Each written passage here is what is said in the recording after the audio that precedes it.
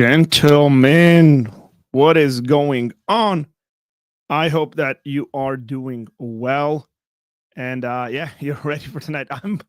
My heart's still beating really fast because I was at my son's soccer practice and it was the last practice of the season, I guess, until, the new year. And one of the things that we do is we essentially have like a parents versus kids game. And guess what? I played. Um, Even with all the issues I got with my knees and all that stuff with my knee. But it went well. I didn't hurt myself. My heart's beating. Had to come here, had to shower, jump in here. And ready to go. I hope that you are doing well. I want to drop a link. I will drop the link because I want to have some of you guys call in, interact, and all of that stuff. There's my son's barber right there. My good friend, he said, "Did you make it to practice on time?" Because we were getting their haircut, their hairs did, and yeah, we made it on time. It's just been nonstop today. It really has been nonstop running for me from the morning. So I hope that again, you guys are doing good.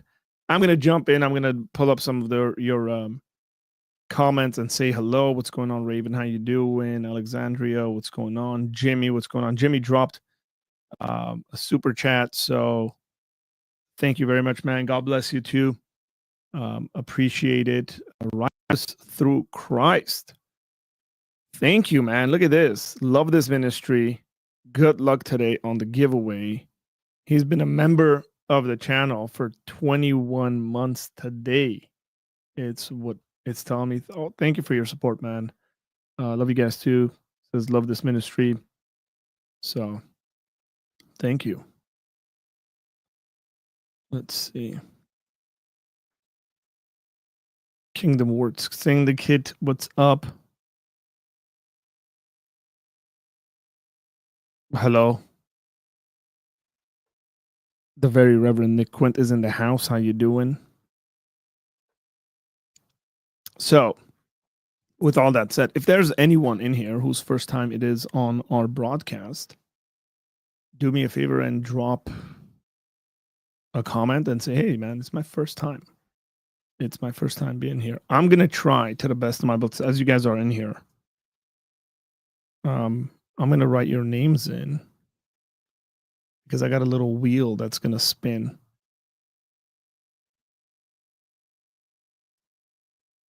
As I'm seeing your names popping up in here, because we're gonna give away, I think, 5 hoodies. That's what we're doing. David A is in the house. Big David A, big supporter. He says 7K subs. Congratulations, Arthur, and the channel. Thank you, David.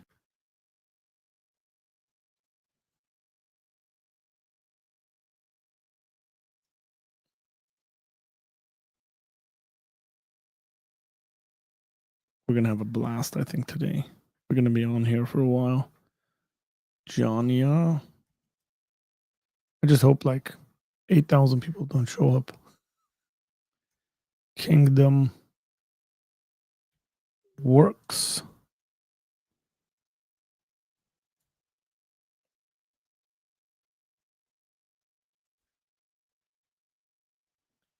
Did I get Nick? Reverend Nick.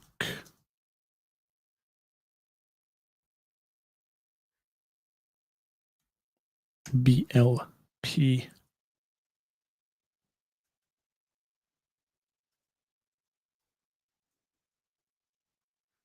JR's in the house.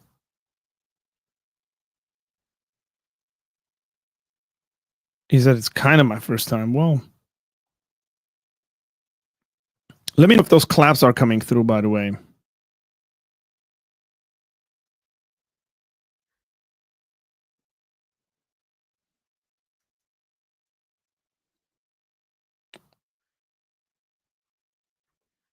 Okay, we got 16 of you guys in here right now. Yes, sir. On to 10K. We're almost at 7,200.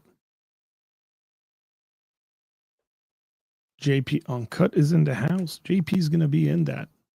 I want JP to win so he can rock that hoodie on his channel.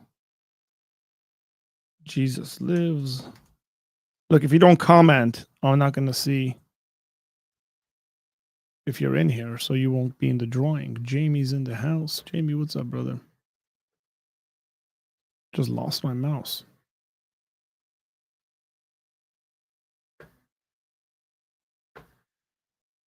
Come on back, mouse.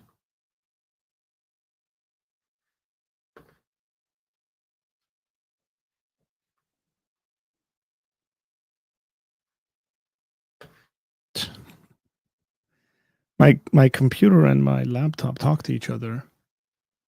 And Jesus lives. Who do we have? Jamie. Trying to keep up. I'm not even reading your comments. Logos. Logic.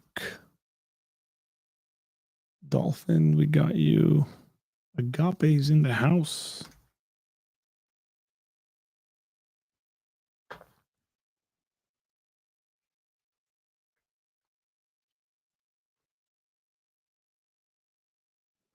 Well, yeah, Alexandria, we were enjoying that. Let me tell you that. We're enjoying that. We're enjoying the growth. There's a couple of videos that are doing really good, and so they're developing that. So I'm gonna do these. I'm gonna do these throughout the stream.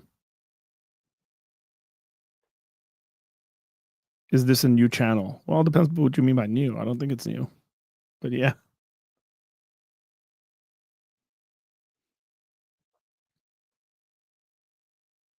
We're going to wait for some more folks to jump in here. If they are, we'll give it some time. I think we'll do the first drawing at 9 p.m. Pacific Standard Time. I don't think your soundboard is coming through. Tell me if it's coming through. Did you guys hear that? If you didn't, tell me, because I think I need to change something around.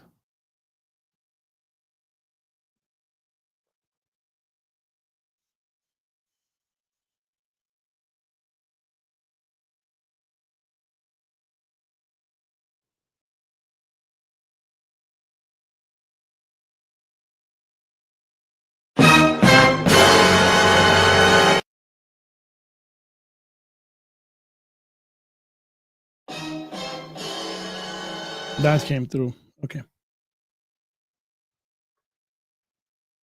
I think that came through. That's good. Here's the other thing.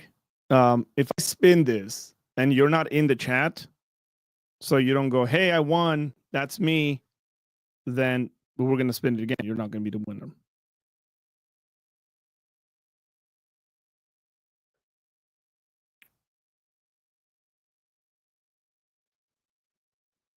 That's hilarious. Okay. Remember that Arthur's original goal was to get 7K before 2025 rolled around, likely to get 7.5 in that time now. That's true. That woke you guys up, didn't it? Sorry, guys. Sorry. It was just what was sitting in front of me. Here's some sad music.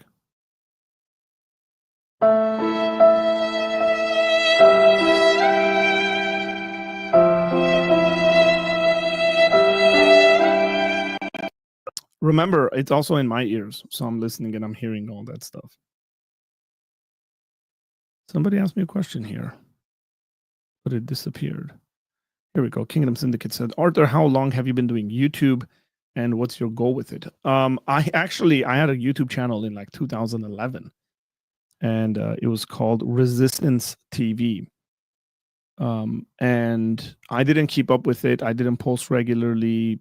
Shut that channel down. I don't know when.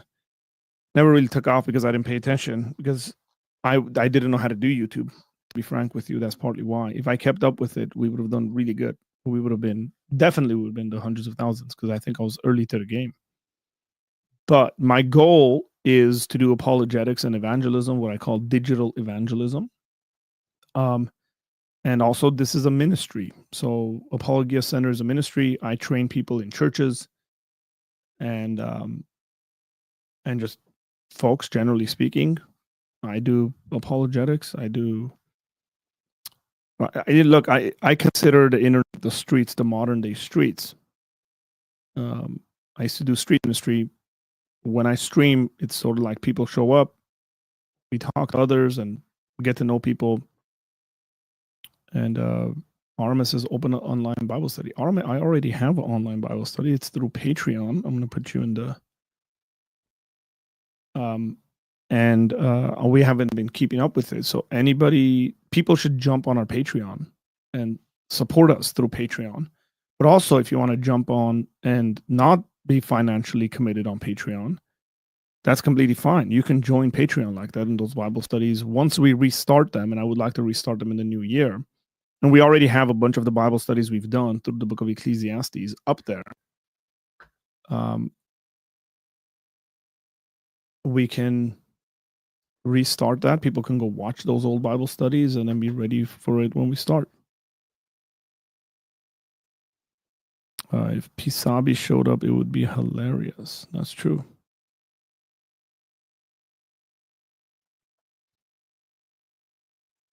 How many books of the Bible have you read? All of the books of the Bible I've read. So let me just share something with you since we're just meeting. My name is Arthur. I have a bachelor's degree in biblical studies with a minor in education. I have a master's degree from a seminary in philosophy. And so, yeah, I've been through that. Yep, read all of them, kind of required to, plus in my personal life.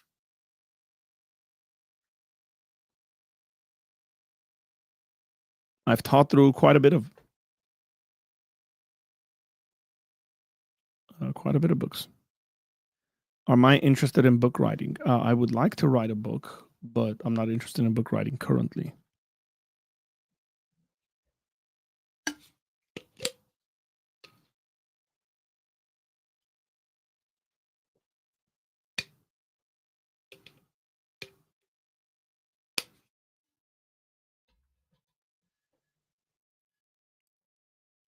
I have an idea for a book, but when the time comes to do that, we'll do it. Let's see. Let's share, present, share screen. So that's what we're looking at right now. Those are all the names that are in there. And we got about 9 minutes till our first drawing. So I think I have everybody that's in. How many names do I have here? 1, 2, 3, 4, 5, 6, 7, 8, 9, 10, 11, 12, 13, 14, 15, 16, 17, 18 names. And we got 16 people in here. Oh, it actually says 18 people. So I don't know. One of my screens says 16, one says 18. Fenton's in the house. Fenton, I got to add you to this. Again, like I said, if you win and you don't claim it, it goes to someone else.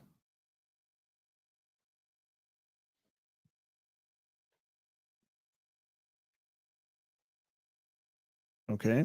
So if people jump in and jump out, ain't going to work for them. Let's go. Let's see.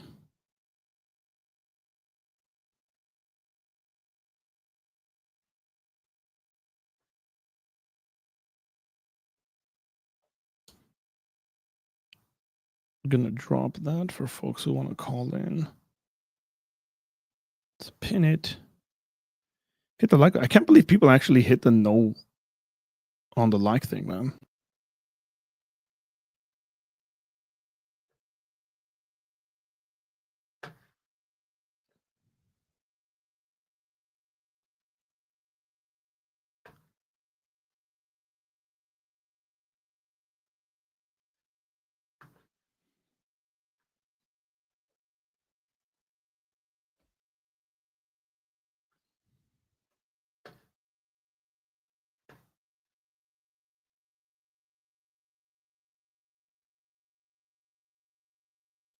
Lost my mouse again.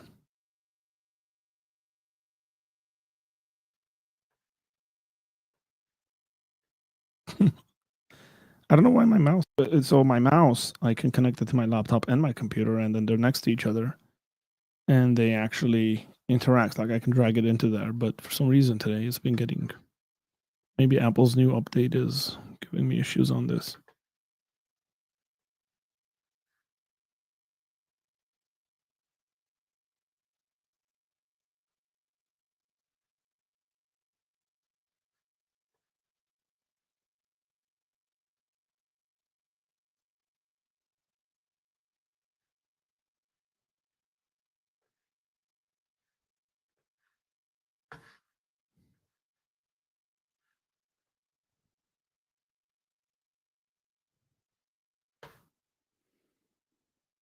"13 years older than I could be your mother, technically." Whoa, agape. On fire.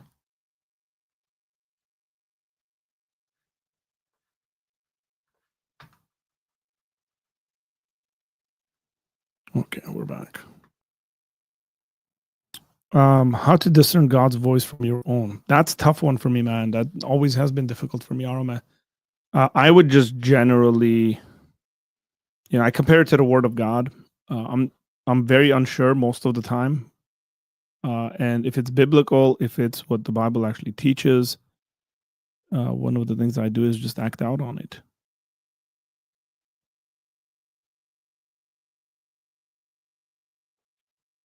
Hey, Arthur, long time caller, first time listener. Jamie, how you doing, man? Oh, I forgot to do this thing.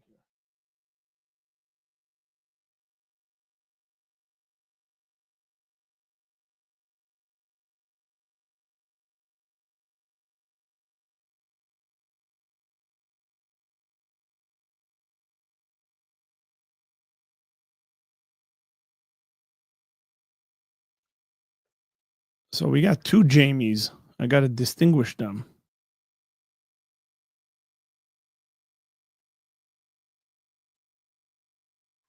How does one win a hoodie? Well, you say you're in the chat, you get automatically. So we'll go Jamie Russell.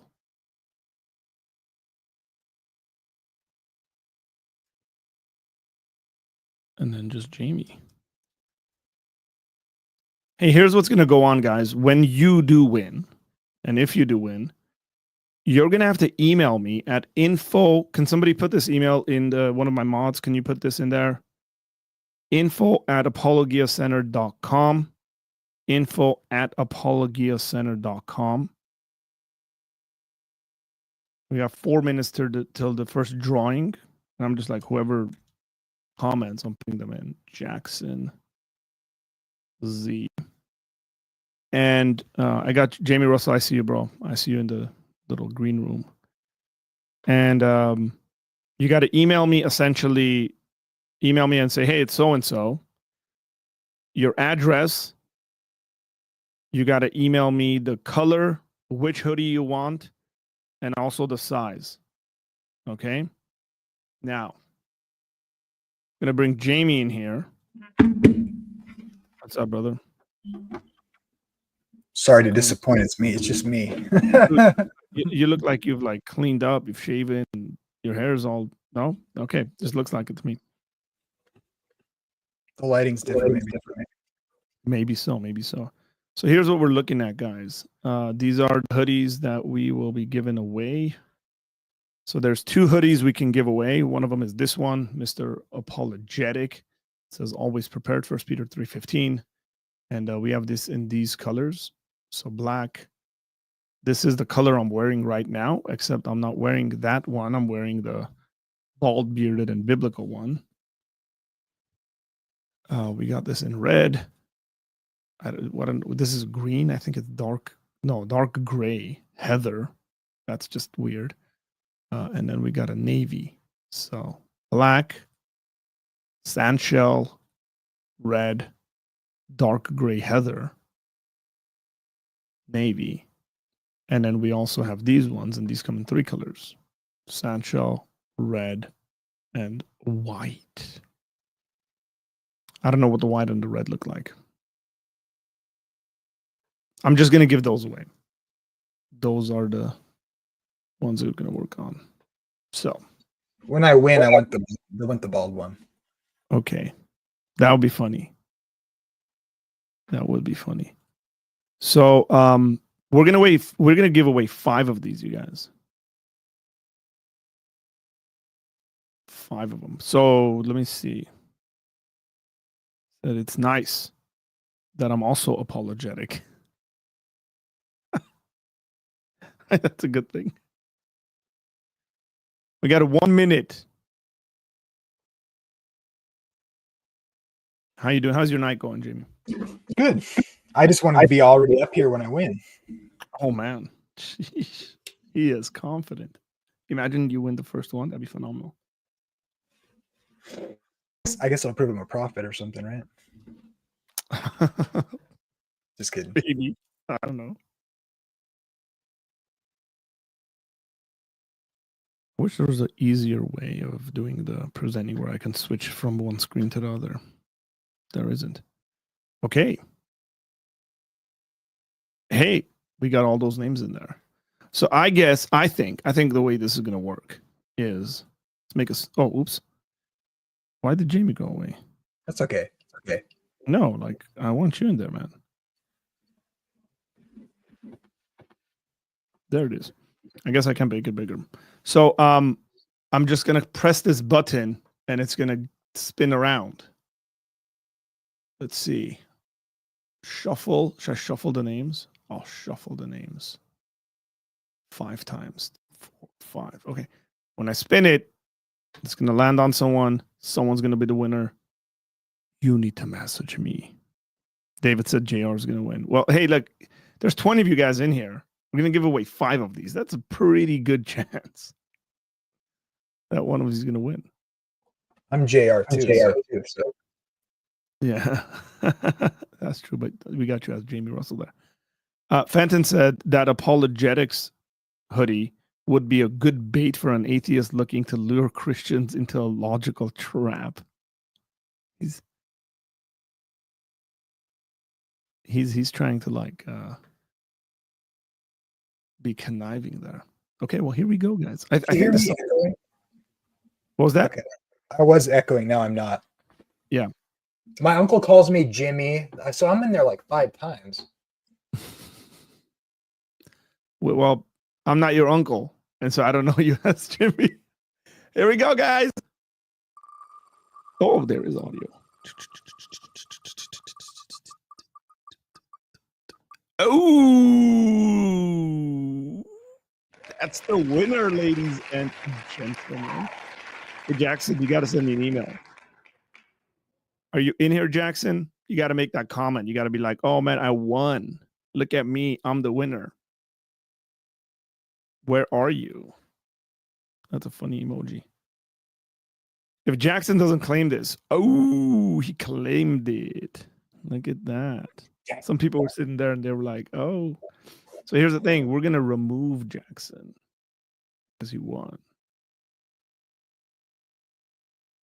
You got to email me at info@apologiacenter.com, Jackson. And you got to tell me which hoodie you want, what color, and size. And if you want to look at it yourself, you just go to the store, youtube.com/Apologia Center. There's a store button. Click it. Go check out the hoodies yourself. And then send me the info. Okay? apologiacenter.com. So that's that. I'm not going to do this all immediately. We're just going to hang out as well. Yeah. People. So Jamie, you're 0 for 4 or 0 for 1, I guess. How do you feel? How do you feel being a false prophet? Well, he's like, wait, I got 4 more chances. Yeah. I'm still feeling good about it. Well, the number went down, but if you're in there and your name's not up there, now you get to add your name up there. Just all you need to do is comment. And if I miss it, say, hey, you missed me. I got to be in there. And if I don't win, I'll just buy it. So look at that. Look at that. Thank you. Appreciate that.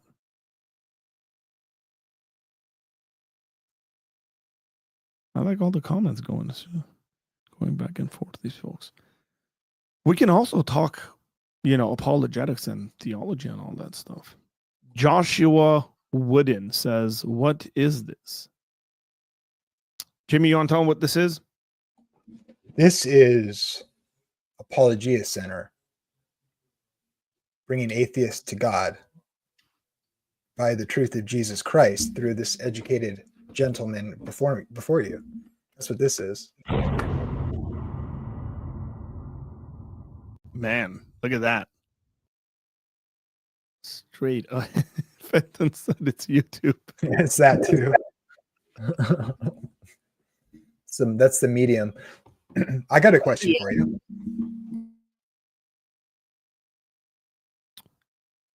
Well, Joshua, what we're doing is we're doing a giveaway today because we passed 7,000 subscribers. We're actually at 7170 right now. So maybe by tomorrow morning we'll be at 7,200. And maybe How many are you getting per day? That's a lot. I think it slowed down today. I was expecting, I was sort of like waiting for it to slow down. But let me see, last 7 days.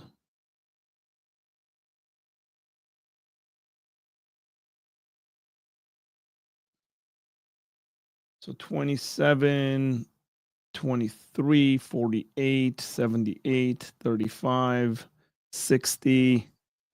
Yesterday we got 41. I don't know what today's numbers are. So probably averaging like 40 a day for the time being. I never get more than 11 in a day. Yeah, I mean, this is because I had a number of videos. I don't want to say they went viral. I don't think they're viral because viral would imply whatever, like 100,000 or something like that. But I got a video that just passed I got a video that just passed 7K. It's the one where I actually had, so Wes is the thing for some of this stuff. 7,100 actually on that, and we've gotten we got 102 subscribers from that video. This is where Wes is explaining why Egypt is important to biblical manuscript. When I had him on about a year ago, one of the ways we started the conversation, and people can go watch that entire conversation with Wes before Wes Huff was famous.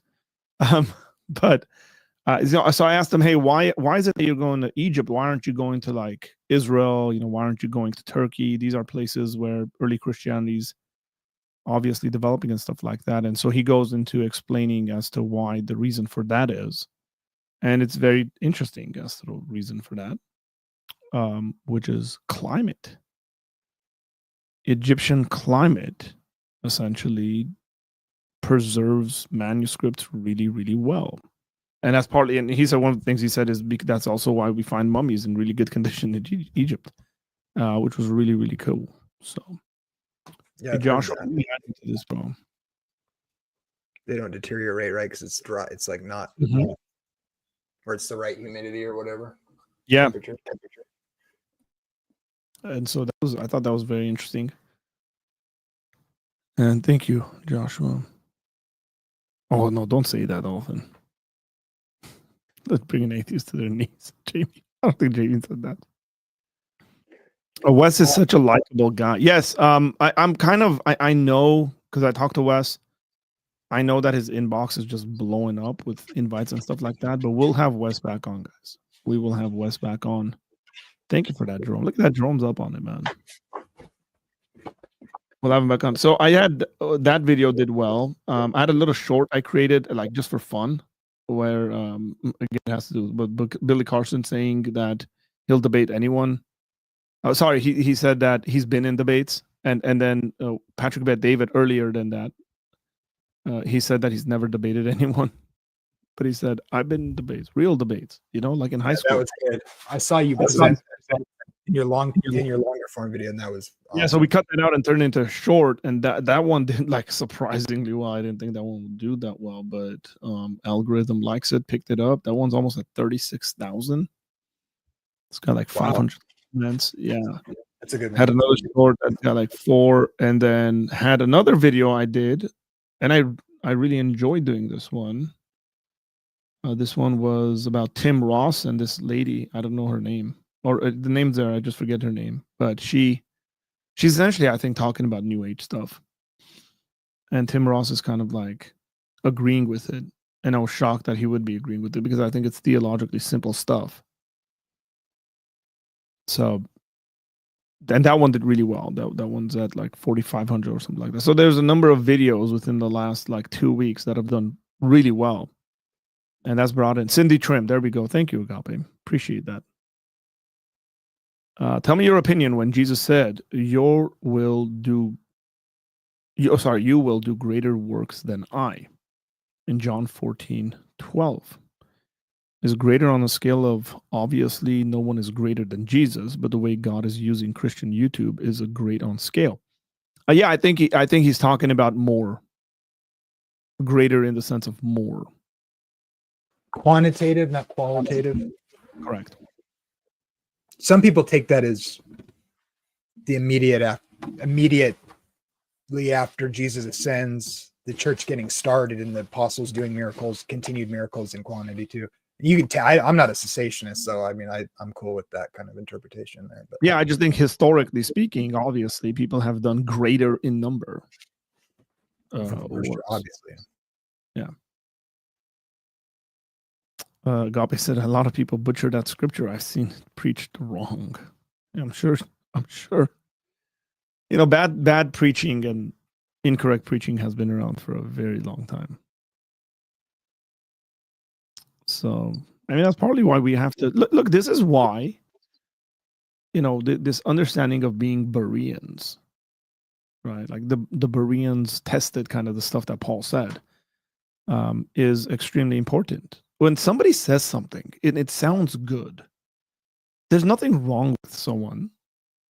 Even if it's true, there's absolutely nothing wrong with someone saying, hey, let me actually check that out. Like, let me see whether that's in context. So for example, here's a passage that gets regularly misused, and I've misused this, but I haven't misused this in a very long time because I learned the proper interpretation. Is Jesus saying, where two or more are gathered in my name, there I am with them. Like, I've heard that, man, from people I love and respect, just butcher it up. And then I've gone to them and said, do you realize that's talking about church discipline? And Jesus is not talking that about like just getting together. And the context is that. You can't run away from the context. Now, and then the opposite is just really weird. Like if you take that and logically deduce it, it's like, well, what happens when I'm alone? Yeah, that's so funny you bring that up because I was thinking about that today. I was like, because Jesus is like, I'll be with you, and that seems like it's individualistic, and then it's like, so what's the point of that? I was just thinking about that. It's funny you bring that up. Yeah, that specific passage out of Matthew 18, you know, where two or more, it comes on the end of whatever you bind on earth. That's the other passage that's like really, really abused. Whatever you bind on earth, will be bound in heaven, and whatever you loose on earth will be loosed in heaven. And people do this weird thing of like, I'm loosing the bonds of Satan, and it's like there's nowhere in that passage does it suggest Satan, spiritual matters, none of it. That passage is about like loosing and bindings is a way of speaking about decisions. And so remember, Matthew 18 is, hey, if your brother sins against you, take it up with him. And if he doesn't repent, take somebody else to confront him. And if he doesn't repent, take essentially leadership or the church. And if he doesn't repent, treat him like a tax collector or a sinner. And then Jesus says, because whatever you bind on earth will be bound in heaven, and whatever you loose on earth will be loosed in heaven. Because wherever two or more are gathered, there I am in their midst. So that's talking about a collective decision of Christian leaders saying this brother is being excommunicated or this sister is being excommunicated. And we're in agreement on it because all the proper steps have been taken to bring them to repentance, which is the individual when I confronted them, they didn't repent, somebody else went, they didn't, and so on and so forth. And then now they're making a decision to excommunicate that individual. That passage has nothing to do with the way people use it. And I've seen just like, man, people get like really hyped up over loosening and binding stuff. I'm just like, oh man, you're just making stuff up, and whether knowingly or unknowingly, right? And so it's very a high mistake for abuse, I think, or acceptable to abuse. So that one there, and historically that's the case, I think. in many different circumstances, I would argue. Yeah, I would agree with you. Yeah, I mean, I've seen it most of the time in like local communities of believers. I've seen it used out of ignorance. So people have heard someone else and then they've repeated it, or people like read it by themselves and they go, "Oh, where it says wherever two or more are gathered, there I am with their." So, Father, you're with us because there's two or more gathered with us, and it's like, yeah, like duh, but that's not what that's talking about. Right. The prosperity gospel and faith healer groups and hypercharismatics abuse that John 14:12 passage. My goodness, there's thousands of commonly abused Bible verses. Look, atheists abuse Bible verses all the time. I mean, I can't tell you the amount of times I've on college campuses and generally in conversations with people, I've had individuals come up to me and say, do you think such and such is a sin? And I've said, yes. Doesn't the Bible say you shouldn't judge? And I said, well, yes and no. Right. The Bible doesn't have a blanket statement that you shouldn't judge, because on the back end of that is with whatever judgment you use to judge others, it will be used against you. So have the right measurement when you judge. Don't be a hypocrite, essentially, that's what's saying. The other passage. Jesus didn't like hypocrites. He's saying, yeah. You know, there's something about hypocrites that just Jesus was really against. And then the other passage that's about judgment is out of in Romans, and that's Christians judging one another on secondary issues. And Paul says, look, they're going to stand before God and give an account for themselves. You have no right to judge another man's servant, which is that another man is God there. And so it's very simple. The issue has to do with hypocrisy. The issue doesn't have to do with like passing judgment. Now, being judgmental, I don't know, whatever that means. It depends on the context. The other thing I would say is Jesus clearly told us to judge. He said, you will know a tree by the fruit that it bears. That's a judgment. Other than the whole logical fallacy of, hey, doesn't the Bible tell you not to judge, and turning around to someone and saying, well, don't you think that's a judgment in itself? Like when somebody tells me you shouldn't judge, I'm like, yeah, that's a judgment. Saying you should judge is the judgment. So I like this subject, and I think Christians should talk about it more, because it's usually just Americans being fat and rich and like self-serving or whatever. And I mean that generally and not specifically or anything, but I mean, yes, we're just so like, are you saying you're better than me? It's like, well, maybe some people do that and that's bad or whatever, if you're hypocritical, but like if you have a good relationship with someone and you're actually not just looking to disparage them, and actually you love each other and you have a relationship and you're wanting to help each other, then you should judge each other if you have that sort of rapport with someone. Like discernment is judgment. Like you make judgments every day just to, like, if you're driving down the street and you see a car kind of swerve, you make a judgment to maybe give them a couple feet. Like that doesn't mean you think they're going to hell because they're a bad driver. You're just like, you use discernment to protect your family. It's just practical. You have to. So judgment is like this word, like you were kind of saying, it's like, it has many applications. Like don't be hypocritical. Yeah, I mean, it's, and even if somebody goes like, are you saying you're better than me? Like, suppose I am, and then what? Like, maybe I am better than you. Like, it really depends on the way you're living your life, right? Yeah, it's usually better to do what God says. I mean, is that better? Well, I want better for everybody, you know? Yeah, and there could be multiple ways we can go about that, right? We can tell people like, hey, I am better than you in some ways. But in generally, we're talking about human beings. I'm not better than you, because we all need God's forgiveness and love and grace.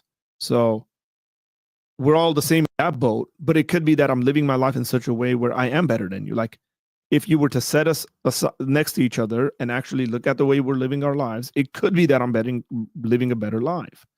Or it could be that you're living a better life.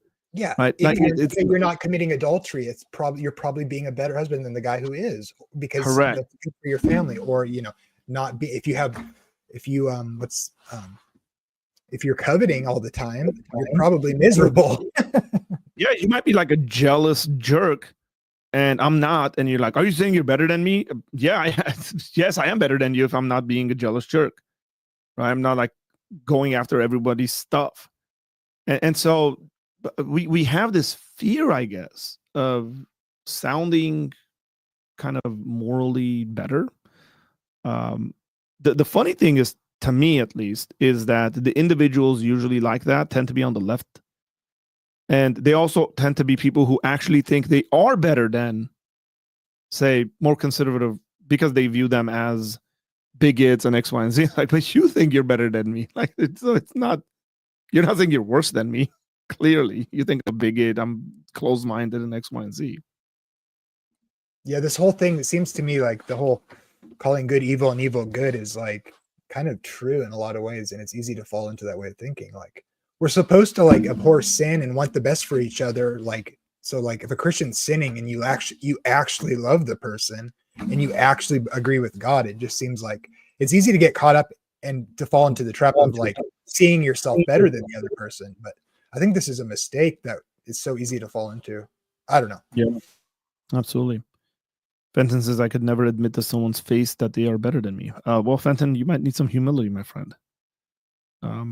Humility, here's a good definition of humility, I think. And this is my obligatory Dallas Willard reference. There you go, Jerome. And the quote here is that humility is thinking of oneself rightly or correctly. So if there is somebody standing in front of me who's better than me, the humble thing would be is for me to admit that they are better than me. That doesn't mean every single person, but humility is not necessarily always this lowering kind of thing. It's just thinking about yourself properly, thinking about yourself in reality. Let's put it that way. I see people with the wrench icon as mods on channels. What does that red star mean? Looks cool, and I assume that Righteous Through Christ is no ordinary mod. Righteous Through Christ, as the stream started, we were reminded by YouTube, has been a channel member for 21 months. So he's a channel member. That's what he gets for being a channel member. That's what that is. Alexandria says, true, as an ex-progressive Christian and political progressive, I definitely thought I was better than conservative Christians. Enough said. And we're going to do the next drawing in 9 minutes. So we'll do that at 9:30. And then maybe we'll do it every 15 minutes. So. I got a question for you. Yeah, go for it. If you answered this before, I was spotty in and out the other day when I was watching because I was on the road, but and maybe I've asked you this before, but I always like to ask this question. I don't remember what you said.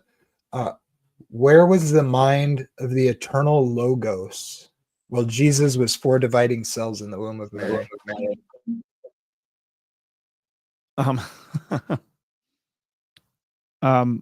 Yeah, I don't have.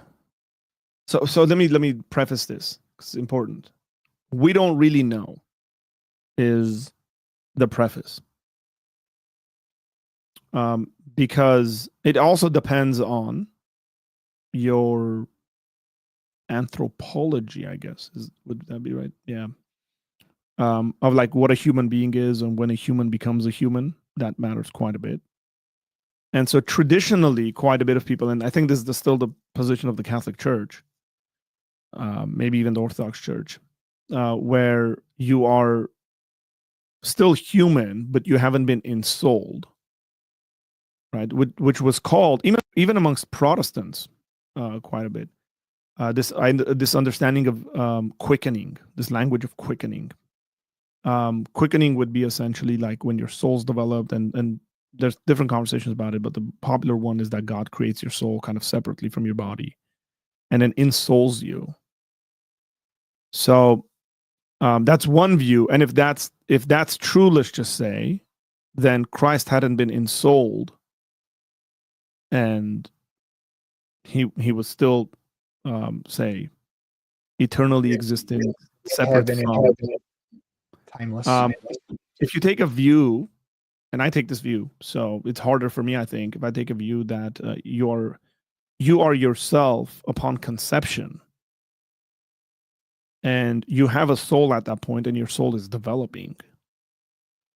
I would be forced, I think, to say, well, Christ is united. The Logos is united with those 4 cells, and that's what the incarnation is. That's what it means to live an authentically human life as you go through that developmental stage. So and it's not a problem for me very much, because if I were to say at the moment, as we come across Christmas, right? Jesus is born.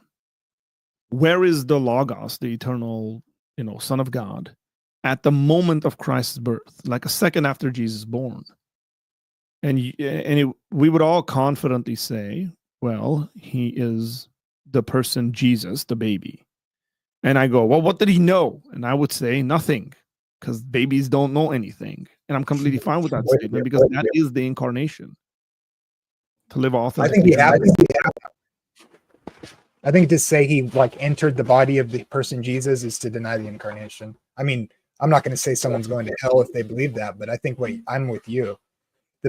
The person, otherwise you got two people, right? Yeah, the thing is that they wouldn't consider, I don't want to say they wouldn't consider that a person. They would say that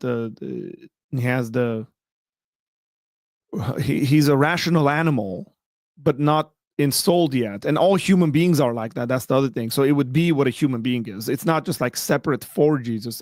Every human being would be that in that mindset. Then you got babies without souls before they're born or whatever then though.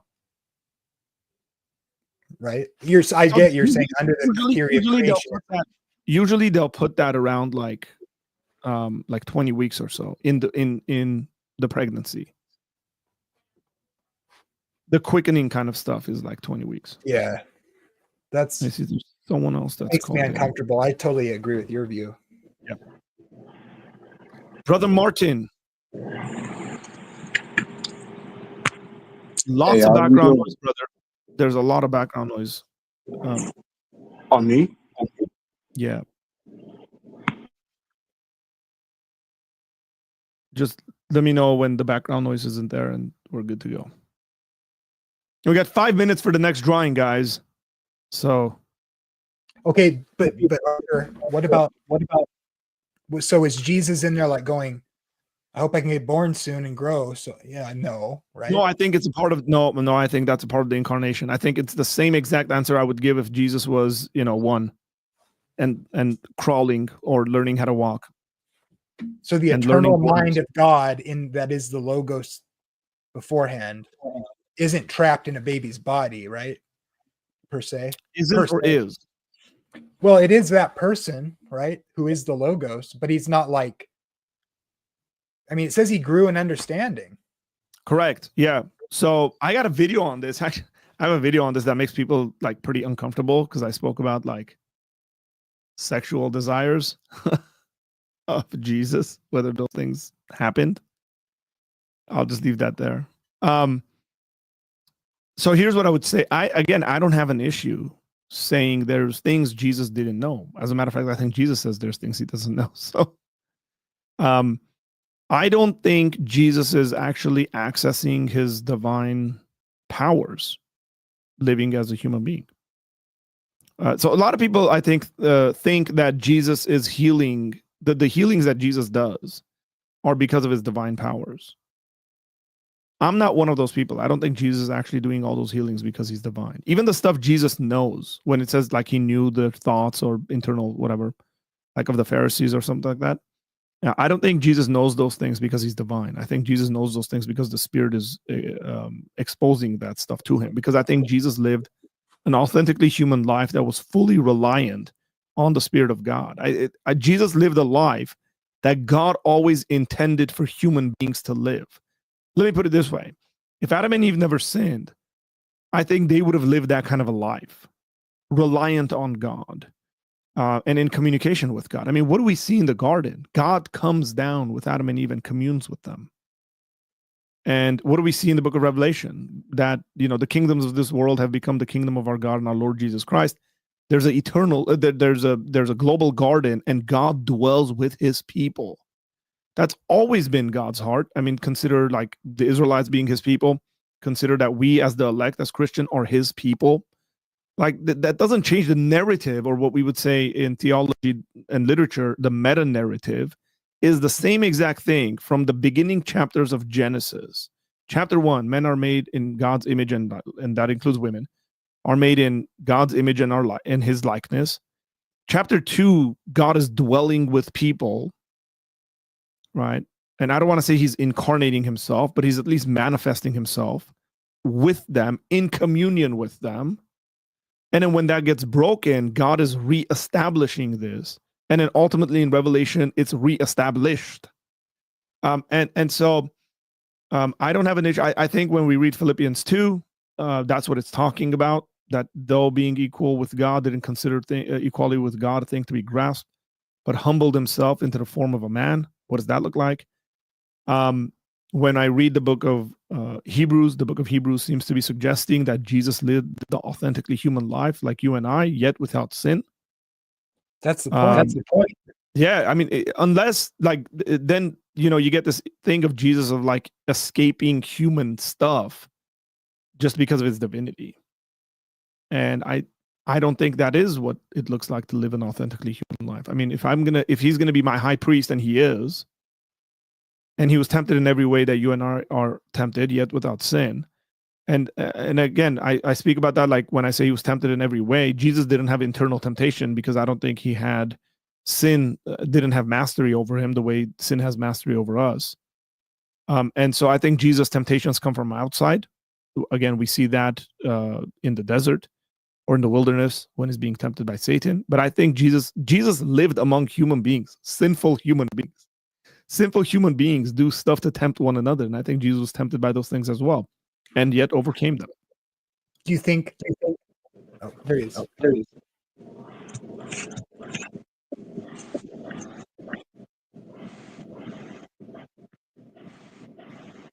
Is it better or is the noise still loud? I go for it. Let's see how it goes. Okay, I just have a question. It's an open mic for a question. Any question? Sure. Yeah. You. Yep.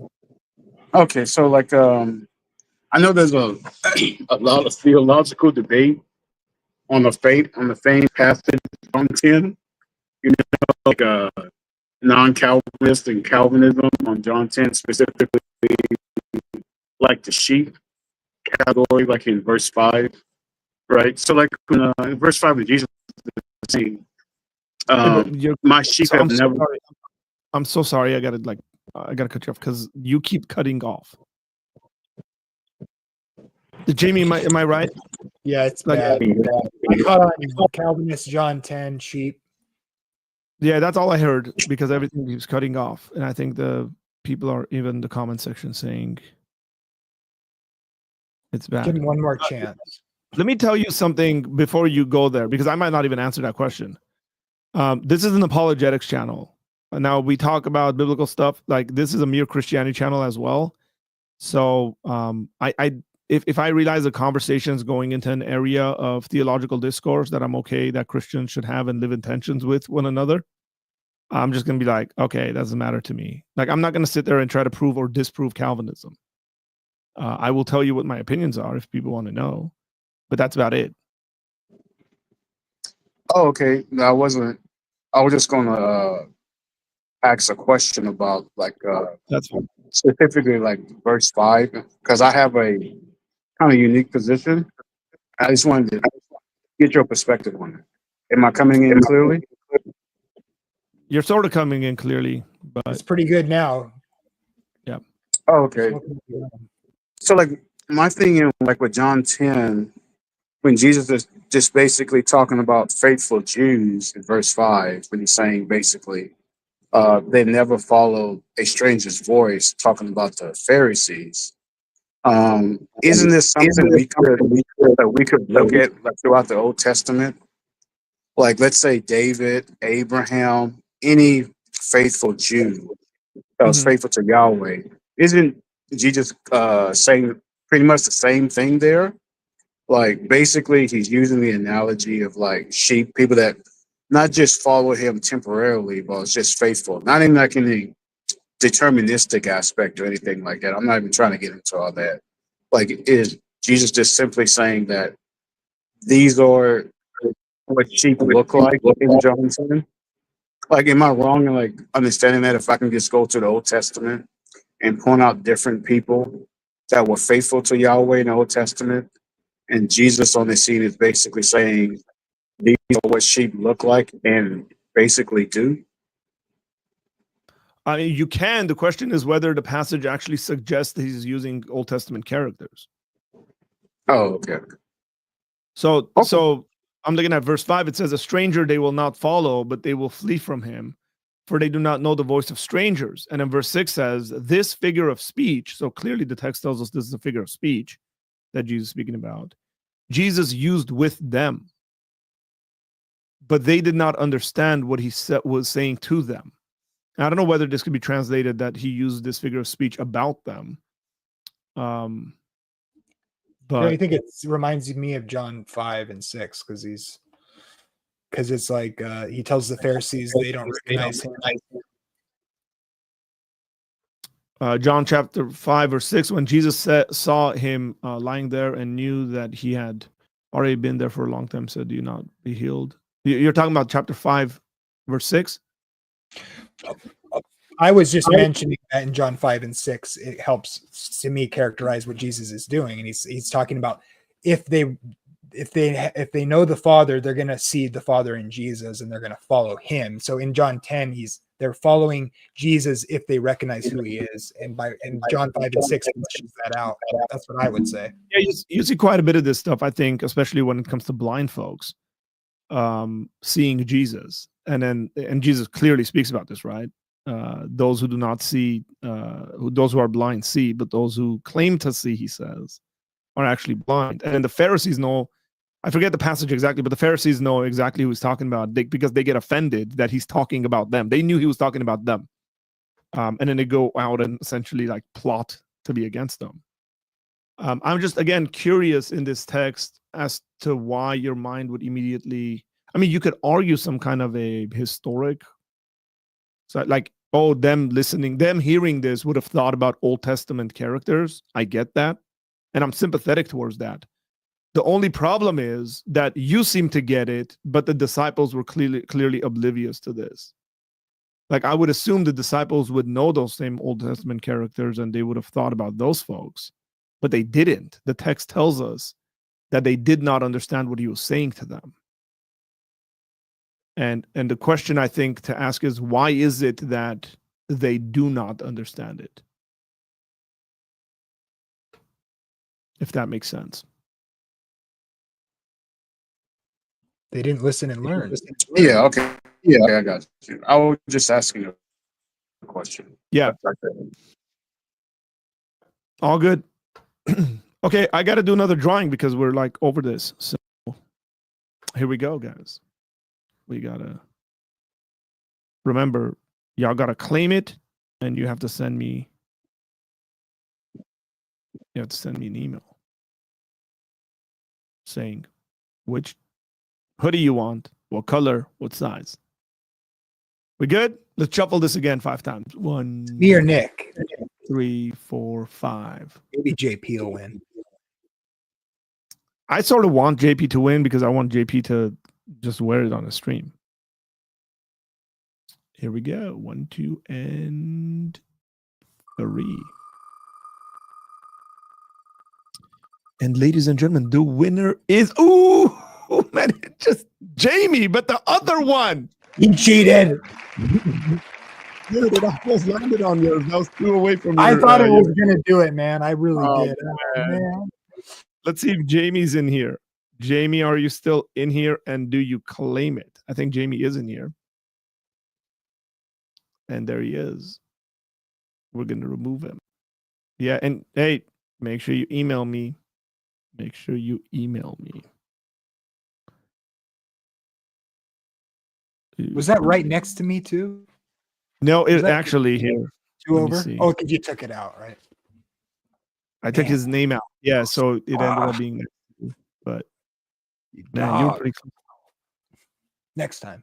Next one. Insane fake out. He was really controlling it the whole time. Yeah, man, you guys are sounding like Billy Carson. The aliens came in and they zapped it with their alien technology stuff. It's a conspiracy, I tell you. Tells you.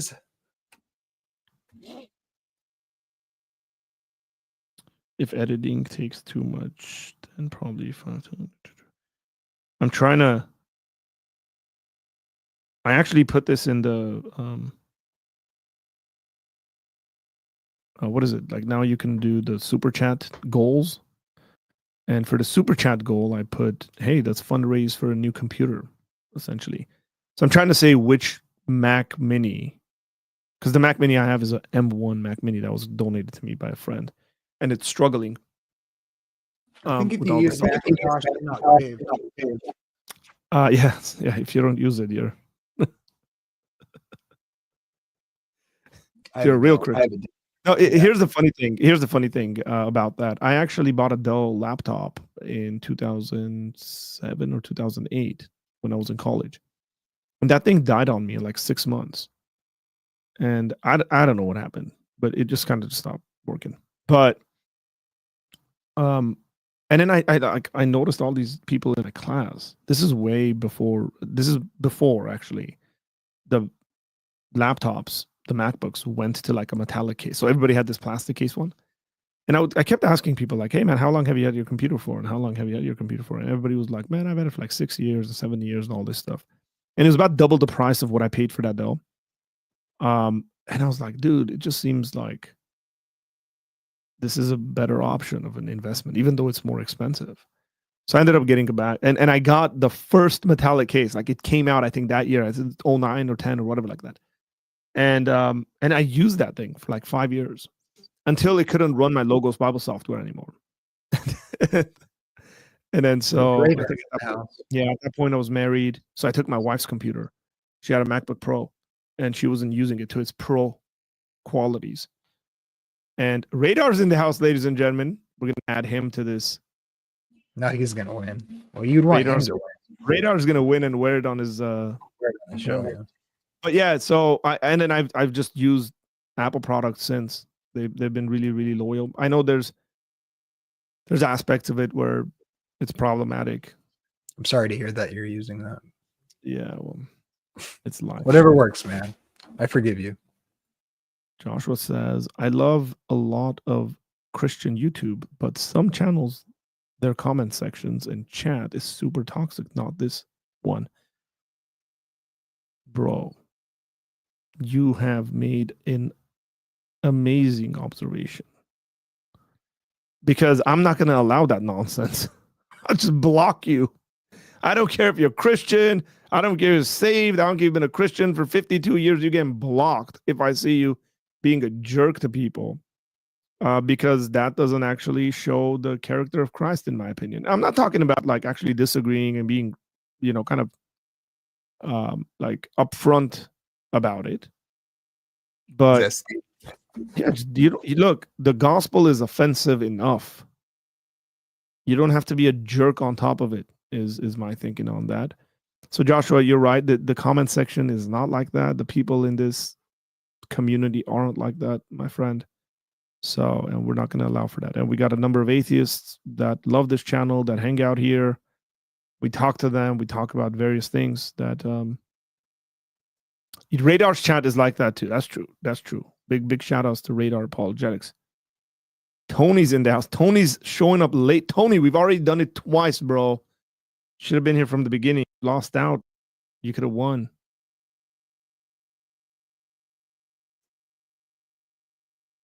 I'm adding you to this thing. Yeah, you have to stick around because if you miss it, you lose. You lose. So the next one is going to be, I think we'll do that one. We were supposed to do it at 9:45, but we did that at like 9:36. So we'll give it a couple of minutes and do that one as well. He said, my hide user on this channel button is worn out. Oh, gosh. There's a button for that? Yes, there is actually. You can hide people from your channel. So they're commenting, but other people can't see it, but they can see it.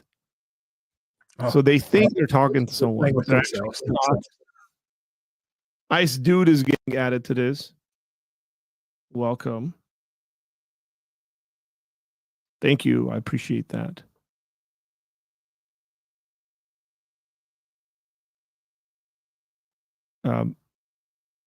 Arama said, the Bible is offensive enough. Arthur never thought you would say that. I didn't say the Bible. I said the gospel is offensive enough. And I'm not saying that.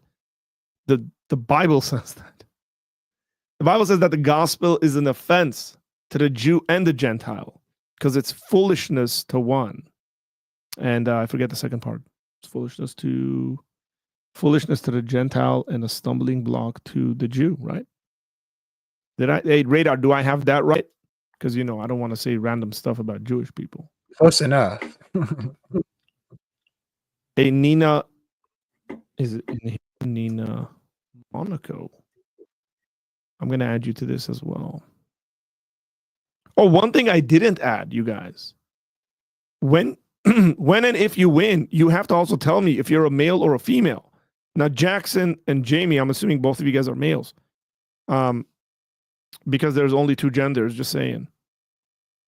If anybody's confused about that. Some people are. Because usually boys spell it that way, even though I don't, but I am a boy, a real boy. So here's the thing, because if you're a female and wins, then we want to send you the Miss Apologetic if you want that one, right? Not the Mister, because that'd be. Was there a pink one in there? I thought I saw a pink one in there. There is no pink one in there. Oh man, you're kind of. I guess you are a complimentarian, right? He said, "I know, bro. Kids were being selfish and wanted dinner somewhere. Those kids, they want to eat. Shame on them." The nerve. Oh gosh, that's hilarious. Nino, hey, thank you very much. Super sticker coming in for 10 buggeroos. Appreciate that. You're also nice. Yeah. I like Pinocchio. I like my grandpa made me a most definitely a male. Look, I'm nice. The manliest man. Congratulations. Nowadays we have to clarify, right? Because we have to have that he, him stuff. I hope you guys don't fall victim to that nonsense, by the way, folks. Of putting, it's like I was working on my my LinkedIn thing, and then it just like automatically suggested it or something, and I was like, I don't want this stuff here.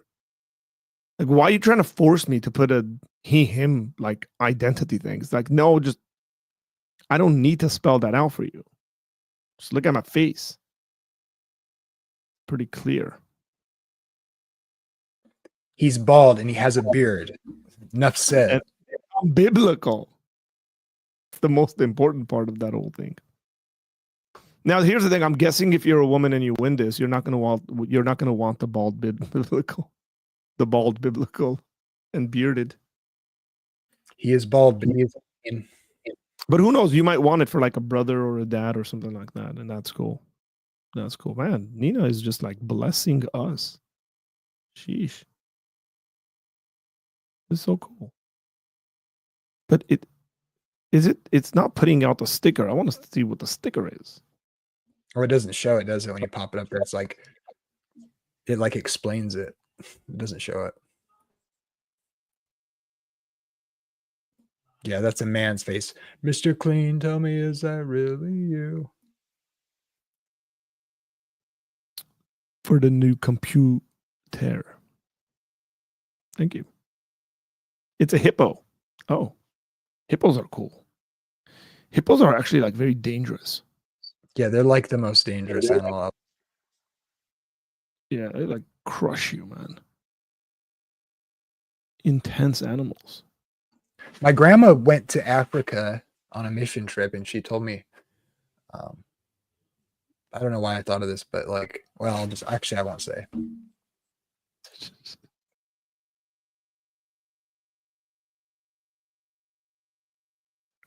Yeah, and they're pretty fast in the computer. In the computer, in the water. Man, yeah. If they're after you too, it's over. You're done. I saw that in a movie or something somewhere, and it sounded right. So, well, they kill more people than any other animal or something like that, is what I read. Really? They kill more people. Yeah, they cause more human death, I think, than any other, like than alligators or lions or something. I'll look it up to make sure I'm not lying.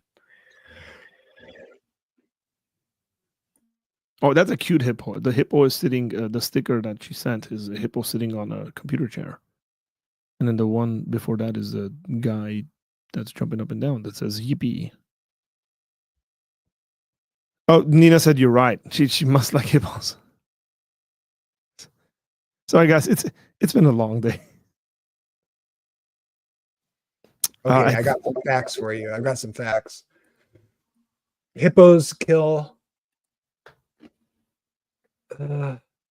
It's the most. Let's see. Sorry, the headline's different.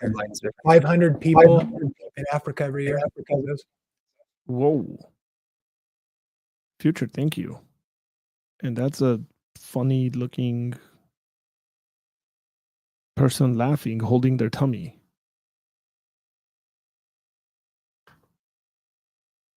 Future, I've entered you into this drawing as well.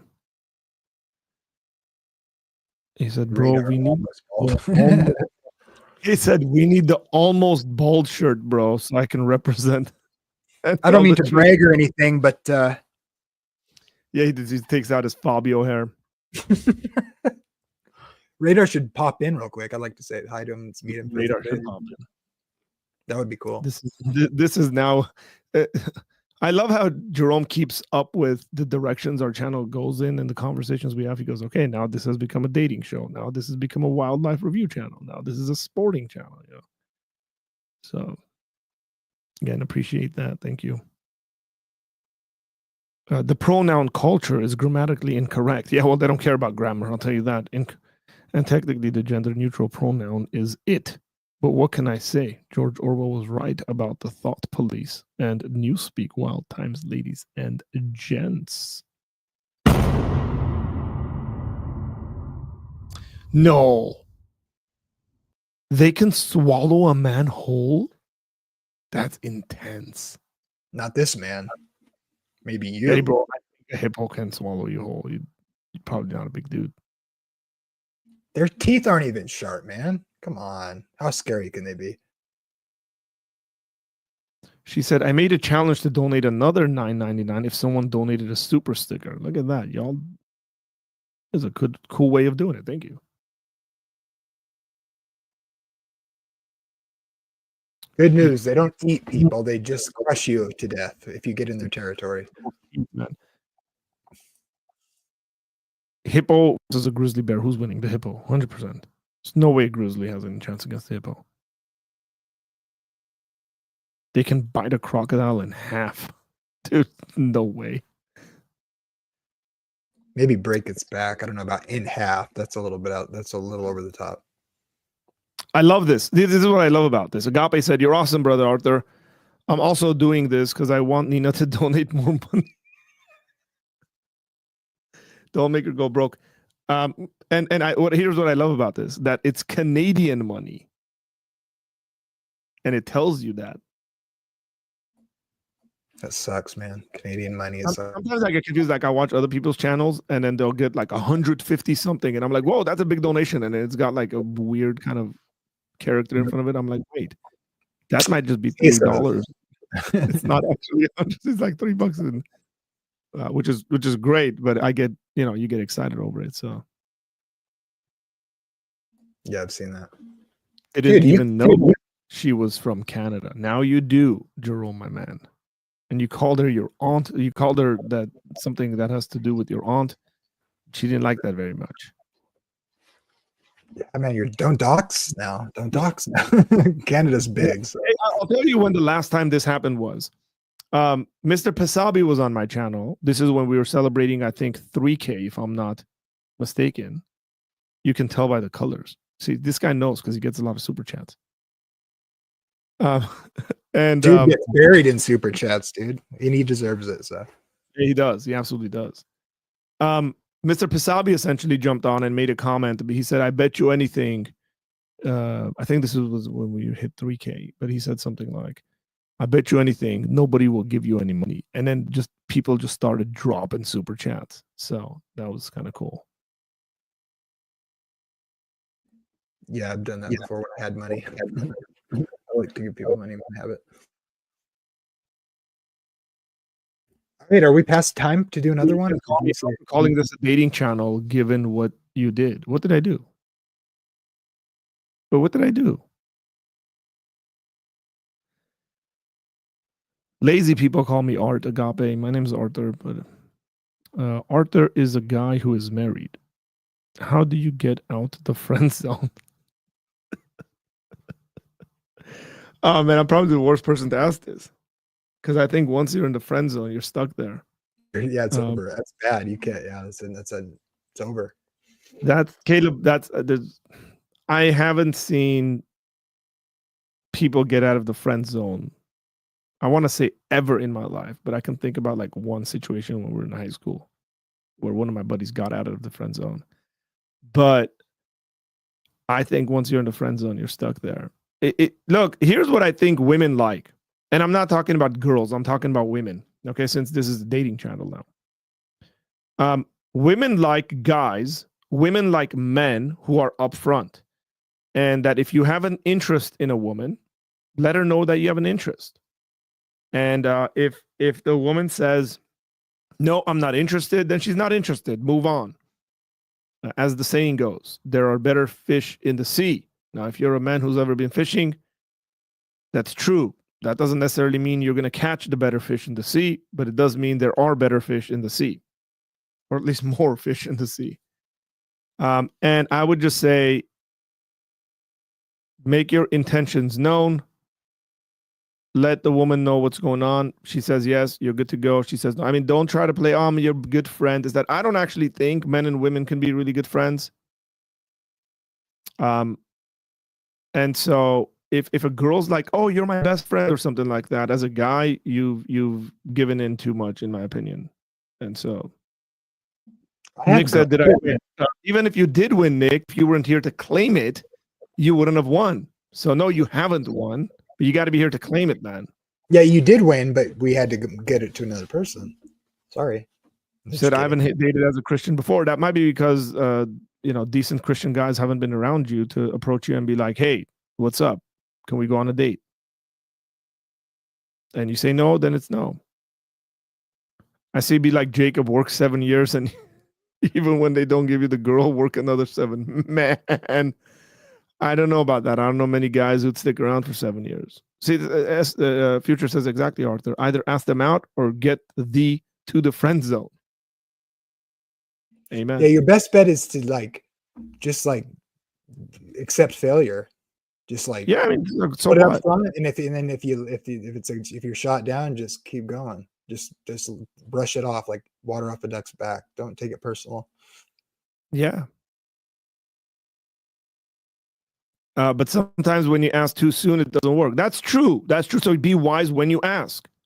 I'm just saying, don't try to be like her best friend, because, man, I got to think about some of the stuff I got to say right now. Like, I want to say stuff, and I'm like, okay, Arthur, process this.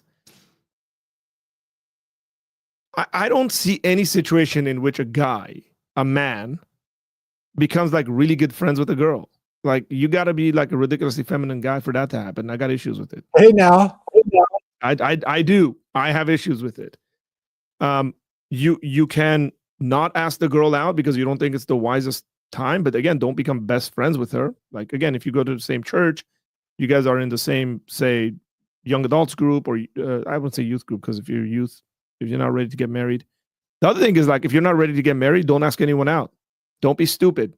One of my mentors said when I was fairly young, and I was asking him questions like this, and he said, Art, do you ever go shopping without any money? And I said, no. And he said, well, stop dating if you're not ready to get married. I was like, that's a pretty good response.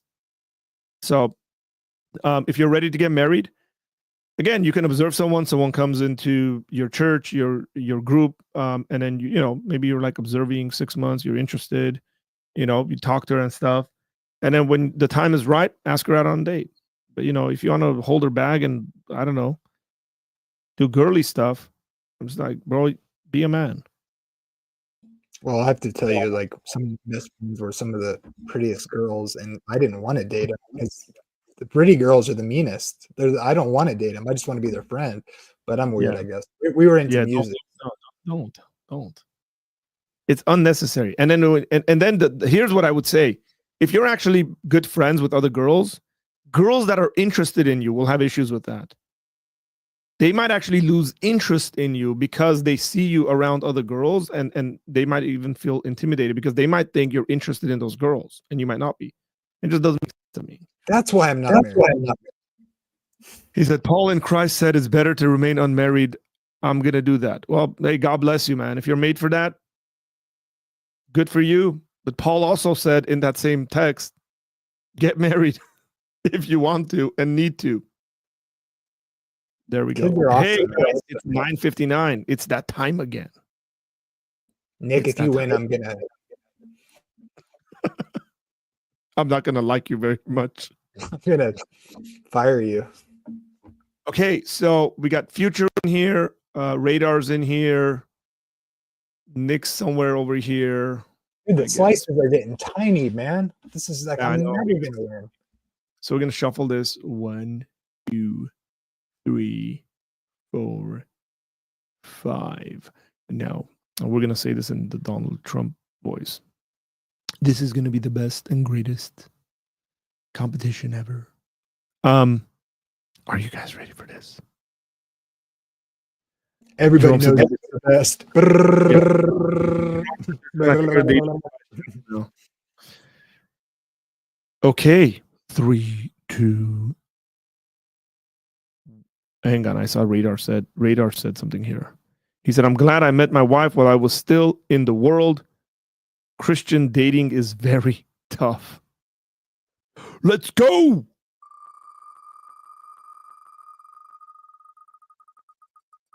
And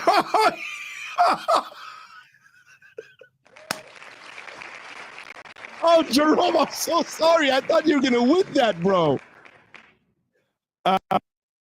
Is this individual? How do you even pronounce this? Wanganese. I want to say Wanganese, but I don't know. Wangans. Yeah. Wangans. All I do is win, win, win, no matter what. Hey, I'm very happy for you, but you got to email me, by the way. Yeah, you have to tell us how to pronounce your name too. Yeah, like you got to tell me your actual name, by the way, when you do email me. Your address, what you want. Wang Gen Z. Yeah. It's Wang Gen Z. That's crazy. Wang Gen Z. Oh, Wang Jens. What one? Oh, Wang Gen okay. Z. Yeah, Wang I Gen guess. Z. Yeah, y'all are weird, new generation folks. You guys are seriously weird. Aramid dropping in that super chat. Thank you, brother. We're 5 out of 20 as we're raising money for a new computer. How do you know if the church you're going to is the right one as far as biblically, theologically speaking? You've been to my church once. I think that's what, I'm not sure what it says. You've been to his church. Yeah, I've been to his church. That's true. I was actually at his baptism. Oh, I cool. went to his church for his baptism. Look, I think there's more that goes into, we're going to remove this gentleman right here. I'm assuming is a gentleman. Did you assume my gender? Alexander says, I have a question. Hey, you can ask a question. So here's what I would say. Going to a church is just more than just being theologically on the same side, even though that's important and primary.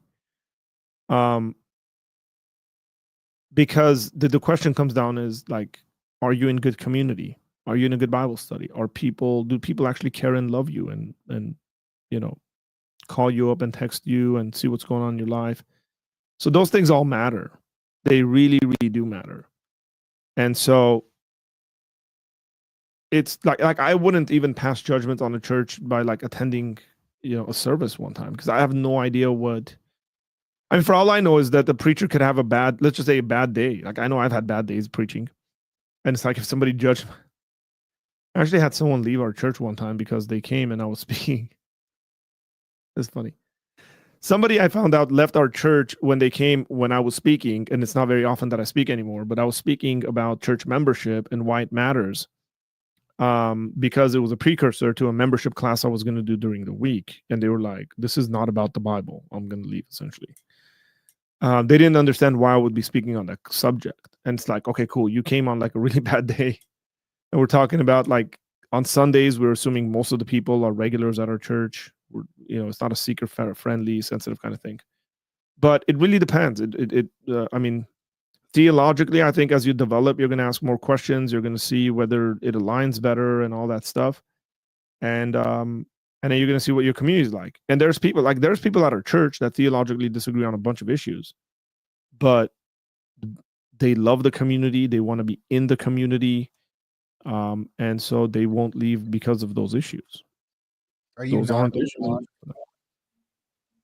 Are you non-denom? Our church is a non-denominational church, yeah. That's nice. That's my favorite denomination, actually. Yeah. Well, if Nick Quint isn't here, Nick would be like, all the non-denominational churches, you Baptists. And he's probably right about it. To all the atheists here, as the virtuous pagan Socrates said, marry a good wife, and you will be happy. If you marry a bad one, you will become a philosopher. Kind of like what Paul said. That's true, Socrates. That is attributed to Socrates. He said, marry a good wife, and if you marry a bad one, you'll become a philosopher. Now, here's a third option that maybe Socrates didn't think about. You can marry a good wife and still become a philosopher, like I have. Thanks, Socrates.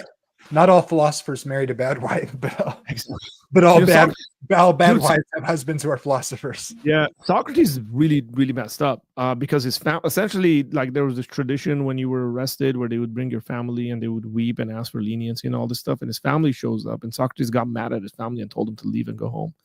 He said, "What are you guys doing here?" And then hung out before his death with a bunch of his friends talking philosophy.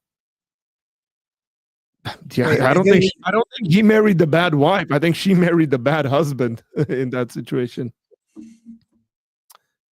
What's the best way to kindly respond to a Christian male friend who compliments me too much and it makes me uncomfortable? Here's what you do. You pull him aside. You say, "Hey, brother, I got to talk to you. I'm dead serious about this."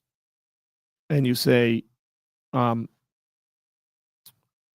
"Your constant compliments of me are making me uncomfortable. Can you please stop?" Because guys are stupid, man.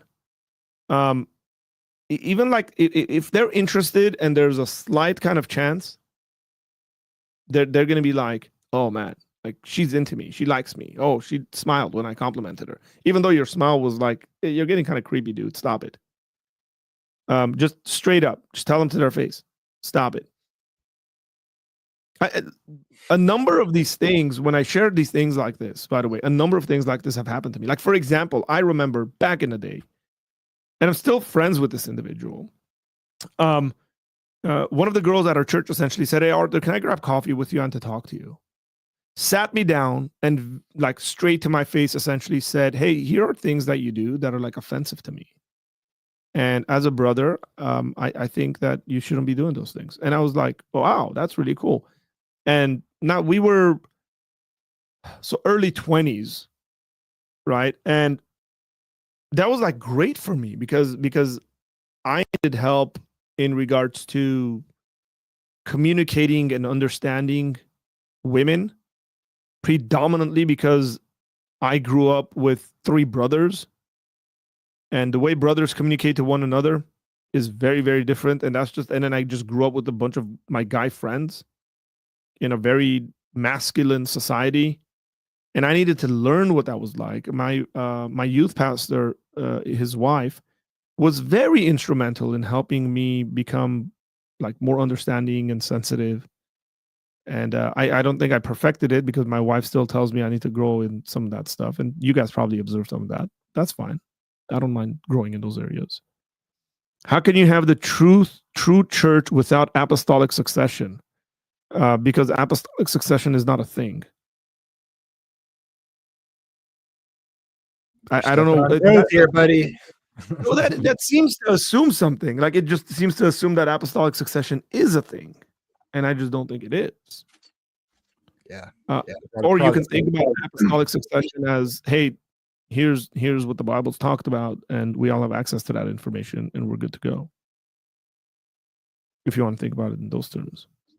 Well, if you're ecumenical, it's a totally different foundation, it seems to me. But I don't want to be confrontational. I would just say, if you think that way, some people think it's scripture, and some people think it's church succession. And some I get that. Here's my problem. I would just generally say, if I can go back to that, Agape, we'll come to your comment there. My question is, why is it that all the churches that claim apostolic succession disagree with each other? Did the apostles disagree on what Jesus taught? I mean, Catholics claim apostolic succession. The Orthodox claim it. The Orientals claim it. And all the different Orientals claim different people in regards to apostolic succession. And they disagree with each other. And they disagree on major stuff with each other. So how did that happen? So it's not enough to say we have apostolic succession, in my mind, at least. I don't know. I should probably go outside more if I'm not trying to hey, I'm just saying, like, go to church. I know you do, but yeah, maybe some other churches you might want to visit. Or stick around on this channel and we'll make a goal of finding you a husband.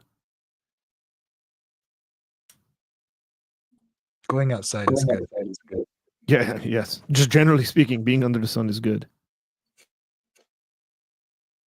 Given what normally happens there, that person is very unlucky, Arthur. I don't know what that was in regards to. I think I answered this.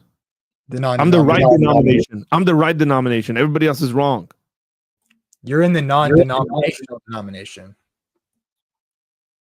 Yeah. Who wins between a silverback and a grizzly? I don't know. Grizzly. Easily. Just saying. Arthur's church has smoke machines and guitars. Ew. Arthur's church does not have smoke machines. But it does have guitars. Electric? And does it have drums? Yeah, look, Alexandria, here's what I would say. If you know he likes you and you're not interested, just straight to his face, tell him, hey, man, I'm not interested in you. Guys will hang on to any glimpse of hope there is. And then if he keeps bugging you, say, dude, you're cringe. Yeah, big time. Follow-up question by Arma with the $5. Thank you, man. Don't be nice. Don't be nice about it. Yeah. Females, don't be nice to guys if they're interested in you and you're not interested in them. It's like the only way guys will understand. Sometimes I can discern what the Bible is trying to tell me. It's words on a page a lot of time. Here's what I would say, Arma, is that's just like being a newbie to the reading. And I don't mean this. I know you and I love you. But it's sometimes some of that is just being a newbie to the reading of the Bible. Like that happens to any literature you read that you're not used to. If I pick up something, say, complicated and heavy, usually if I'm not used to that kind of language, I'm going to have a hard time understanding it. So here's the way you overcome that. Continuous reading of the Bible. And then understanding genres really, really helps in what you're reading, right? Like reading poetry versus reading, I don't know, one of Paul's letters, right? And it'll take some time, and that's okay. I mean, you're not alone in not understanding what the text on a page are telling you. That's completely fine. I think that's part of the reason why we ought to have Bible studies. The email is info@apologiacenter.com. They see that person speaks Wanganese. That's why you need tradition and scripture together combined with apostolic succession to guide you. Okay.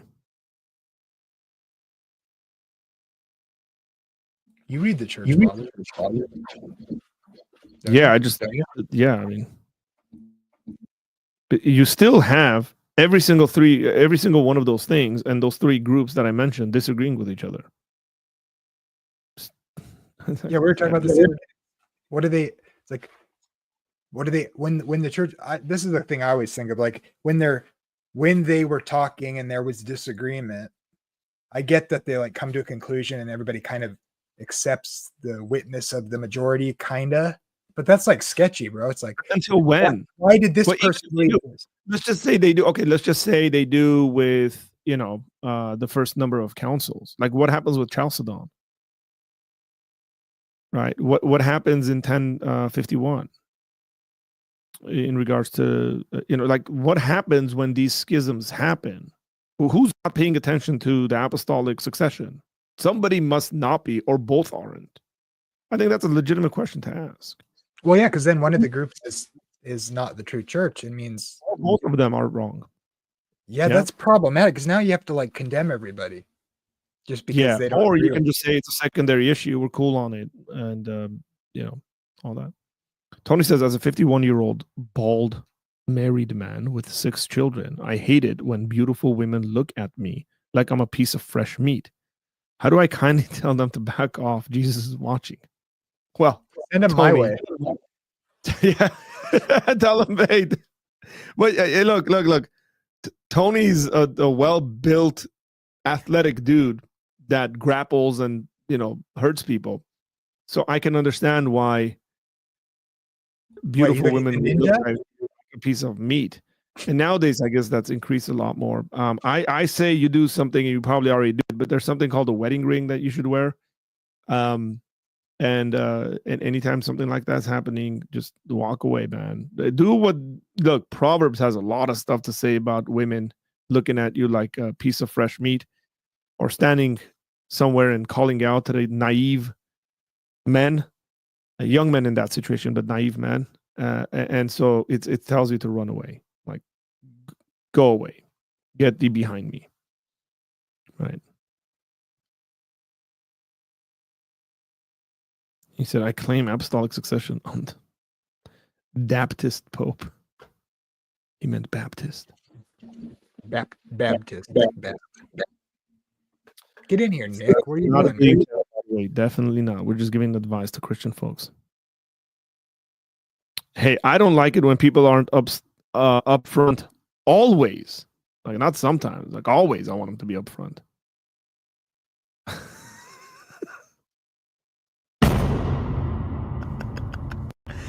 Yes.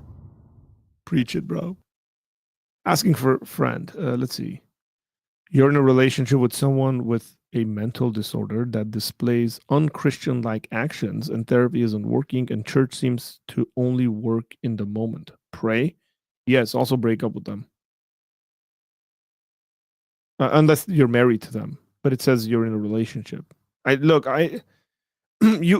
think there's practical things that Christians like fail to ask themselves when it comes to some of this stuff. You are not under any obligation to be with someone that you're not married to. If you're married to them, then you have an obligation to them because you took a marriage covenant and vows, and you got to be with them in the whole situation with mental disorders and all that stuff. If you realize they have unchristian-like actions, and therapy's not working, and church kind of is a momentary band-aid, like, think about what it would be like to get married to that person, and now you're in there. And in that situation, I would say no. That might sound really dry and too upfront, I guess.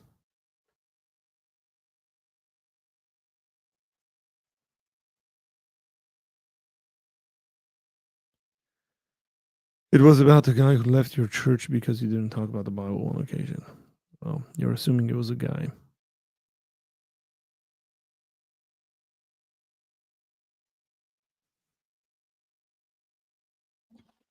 Tell Radar to come in here. I want to meet him. Who? Radar. Well, Radar, you're Come more on, than man. welcome to be here. Please come in, man. I want to say hi. I want to meet you. There's a good question. He said, yeah, I wonder how many people think Pope Francis sits at the same seat as Pope Peter. And I just have a general question with the whole apostolic succession. Like, if Peter was married, why aren't like all other people? Like, if some of the disciples were married, why aren't priests? At least with Catholics. I honestly, as a non-Catholic, Paul should have been the OG Pope, but Rome did martyr Paul and Peter. Jesus is my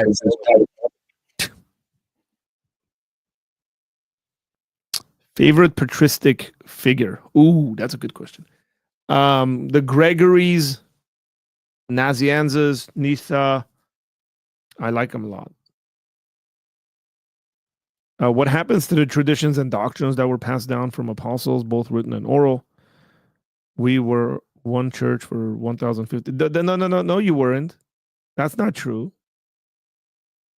That's absolutely false, bro. Like, what about the Oriental Church? Like, completely ignore them? Like, they don't exist? They split in 450. 451 AD, the Oriental Church split. And they had their own, the Oriental Orthodox Church in Armenia was holding their own councils.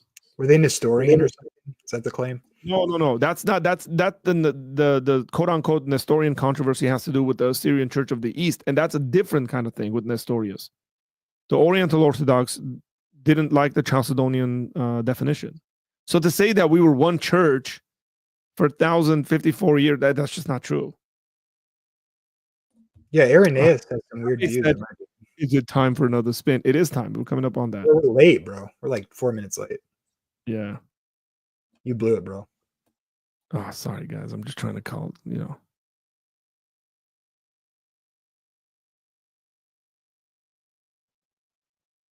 just trying to catch up. I'm still scrolling, man. Okay, I'm ignoring a bunch of comments. Oh, look at that. I just scrolled and got to the bottom, and now we're going to do another spin. Y'all ready for this? Amy wants a sweater. Pray for me. Y'all ready for this? Wait. Oh, wait. I got it. Oh. Never mind. It's not a real drum. Okay, we're gonna shuffle this 5 times. 1, 2, 3, 4, 5, and then we're gonna spin it. Tony, don't get excited. You didn't win. 1. Oh, Gore's in here. Oh man, he said, "How did we participate?" Should I add Gore in this just because he wrote that? Adam, Because throw him in there. Because we're Christians. Yes, and I feel like God's gonna bless me for saying to be generous and add him. So I'm feeling Okay, like we're adding Gore to this, and then we're gonna shuffle it again 5 times. Oh man, most definitely not the CIA said wait for me. Too late. Next one. Okay. I feel good about this one, Arthur. I really do. I feel good about this one. This is the 4th one, guys. We got 2 more. This one, another one. 1, 2, 3, 4, 5. It landed on Gore. It's funny, but he's not the winner because we're gonna spin this. 3, Next door, 2, baby. Next door. And here we go. And... Oh gosh. Wow.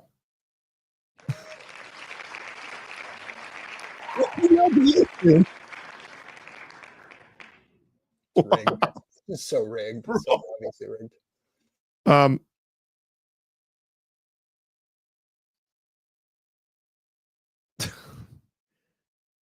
You just came here, I guess. You need to email me at info@apologiacenter.com. You got to tell me the size. Here's what we're giving away. The Miss Apologetic if you're a female, the Mr. Apologetic if you're a male, in all these colors. You can find this in the store tab. And then, or if you want this, if you're a bald person who is also bearded and also biblical, you got to be all of them. You can't be representing this hoodie and not be all of these. You will bring great shame upon the rest of us. And those are the colors. So I think if you win a sweater, you have to start a YouTube channel and wear it every time. That's part of the deal, guys. Yeah. Or you could send it to somebody else. Yeah. So Jimmy, they are married and the actions are displayed in front of the children. My friend is at a real loss. Man, that's a tough one. I don't want to just say like separation is an option, but it might be. He might have to consider separating, like not divorce. I'm against divorce, but separating. And if it's a like diagnosed mental disorder, that just gets even more difficult. Like I don't know.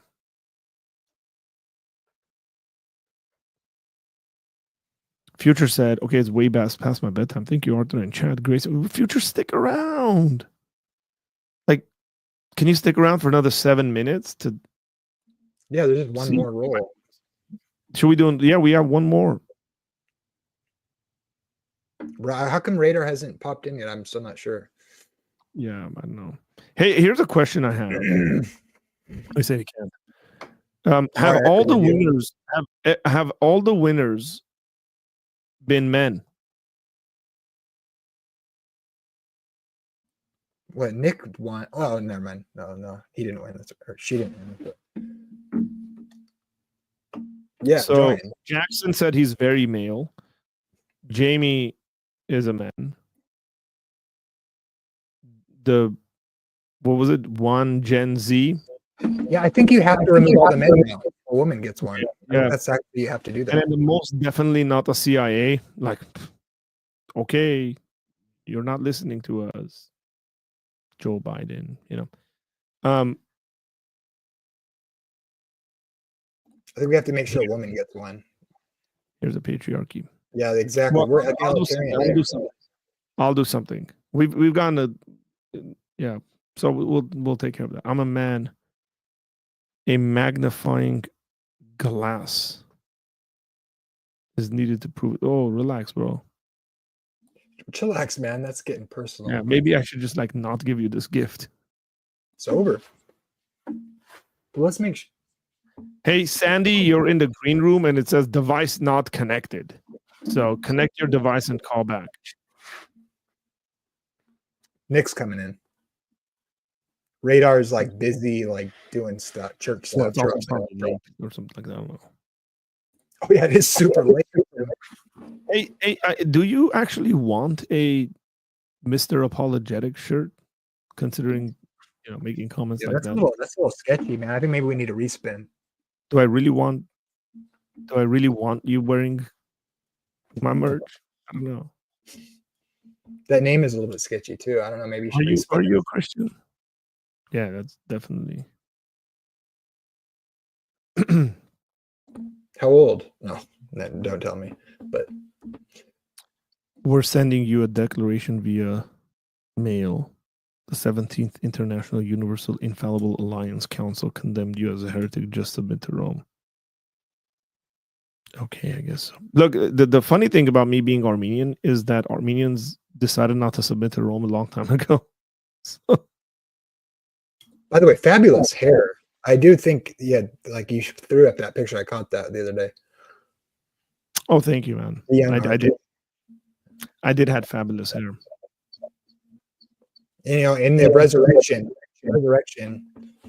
He says, you do. I'm awesome. Technically Catholic, father of 3, and I'm 39, almost 40. Well, congratulations. I'm 39 and almost 40. Well, September, and I have 4 children. Technically not Catholic. Just saying. You're not. I'm 41. Here's what my thing is, guys. If you're gonna wear these things, and this just again, I'm not gonna take you off this unless you forfeited. But if you're gonna wear something that's got Bible passages on it and all that stuff, just know that you're living it out, because you don't want to be a hypocrite. What happens if an atheist won on the wheel? They'll get it unless they go, I don't want it.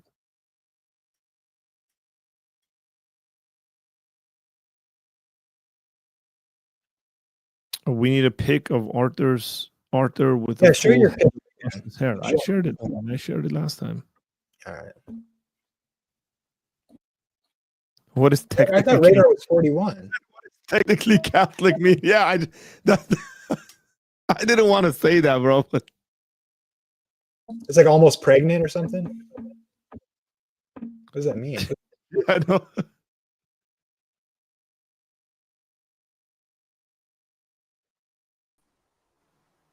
Hey, do you know what technically Catholic means? Nick? Okay, did you just drop it? He's technically Catholic. What does that mean? He said, I'm technically Catholic. I mean, he's a Catholic who doesn't have the courage to go to Mass every Sunday. Like, but you Arthur sort of says, I'm technically non-denominational, but we all know he's really a Baptist. Asked if I was a Christian, I should have said specifically. Okay, that's fine. Yeah, I'll just say, like, look, man, if you're going to represent Jesus with apparel that have to do with Jesus, I mean, that one has a Bible passage on it, the Mr. Apologetic one. Mm-hmm. Just saying. Here's a good way to get yourself to actually live out a Christian life in public. If you can't do that very well, wear shirts that have Christian apparel or Christian apparel. They got Bible passages on it. I already do that, Arthur. I have a kid walking around with me. That's basically screaming to the world that basically believes in God. Did you notice that this married man, has a band on his finger there, but it's not. But it's on the wrong finger. Let's go. Look good. So the story behind it is that when I got married, I was much, much bigger. And after I got married, I got much, much smaller. And when I would gesticulate and move my hands around, because, you know, us Irishmen, when we get animated, we're basically Armenian, the ring would go flying and hurt people. And so I moved it to The this Irish finger. come from Armenia. Everybody knows it. Exactly. Yeah. Guinness, Armenia, basically the same language, same everything. So yeah. So that's why that is on this finger, because it goes flying off. And yeah. They get a joke in that, right? Hmm? Here's why I don't wear mine. No, I'm just kidding. Yeah, me too. Do you know that? Look at that. Oh yeah, I saw Dude, that. Your video on so- that. You literally just need to walk around with like. I didn't right know there that. and just- Can you tell us the story behind that? Yes, I can. Yes, I can. I'm such a scholar. Up here in the north, we get a lot of snow, 50 inches a year, and some like a couple of years ago, I should say, the power went out, and I'm such a scholar, I didn't have any way to read my works, and so I used it as a candle. Okay, it was a wood shop in high school. I thought it was. Yeah, I would have thought it was some kind of a wood chopping thing. Yeah, I'm So like, I was that's a 17. clean cut. Like that's butcher clean. That was actually a dado blade. Do you know what that is? No. I'm when you have homeschooled. I 6 feel like I blades should know that. stacked. That sounds familiar though. It's when you have 6 blades stacked, so it's like 3/4 inch wide. Oh. And I was ripping 2x4s, so I was like, for that day. And the teacher. I got a question trusted about- me. So I had a nasty injury in 10th grade. Okay. During a soccer game, I broke my left arm from right here, like right below my elbow. I broke it, both bones snapped straight through.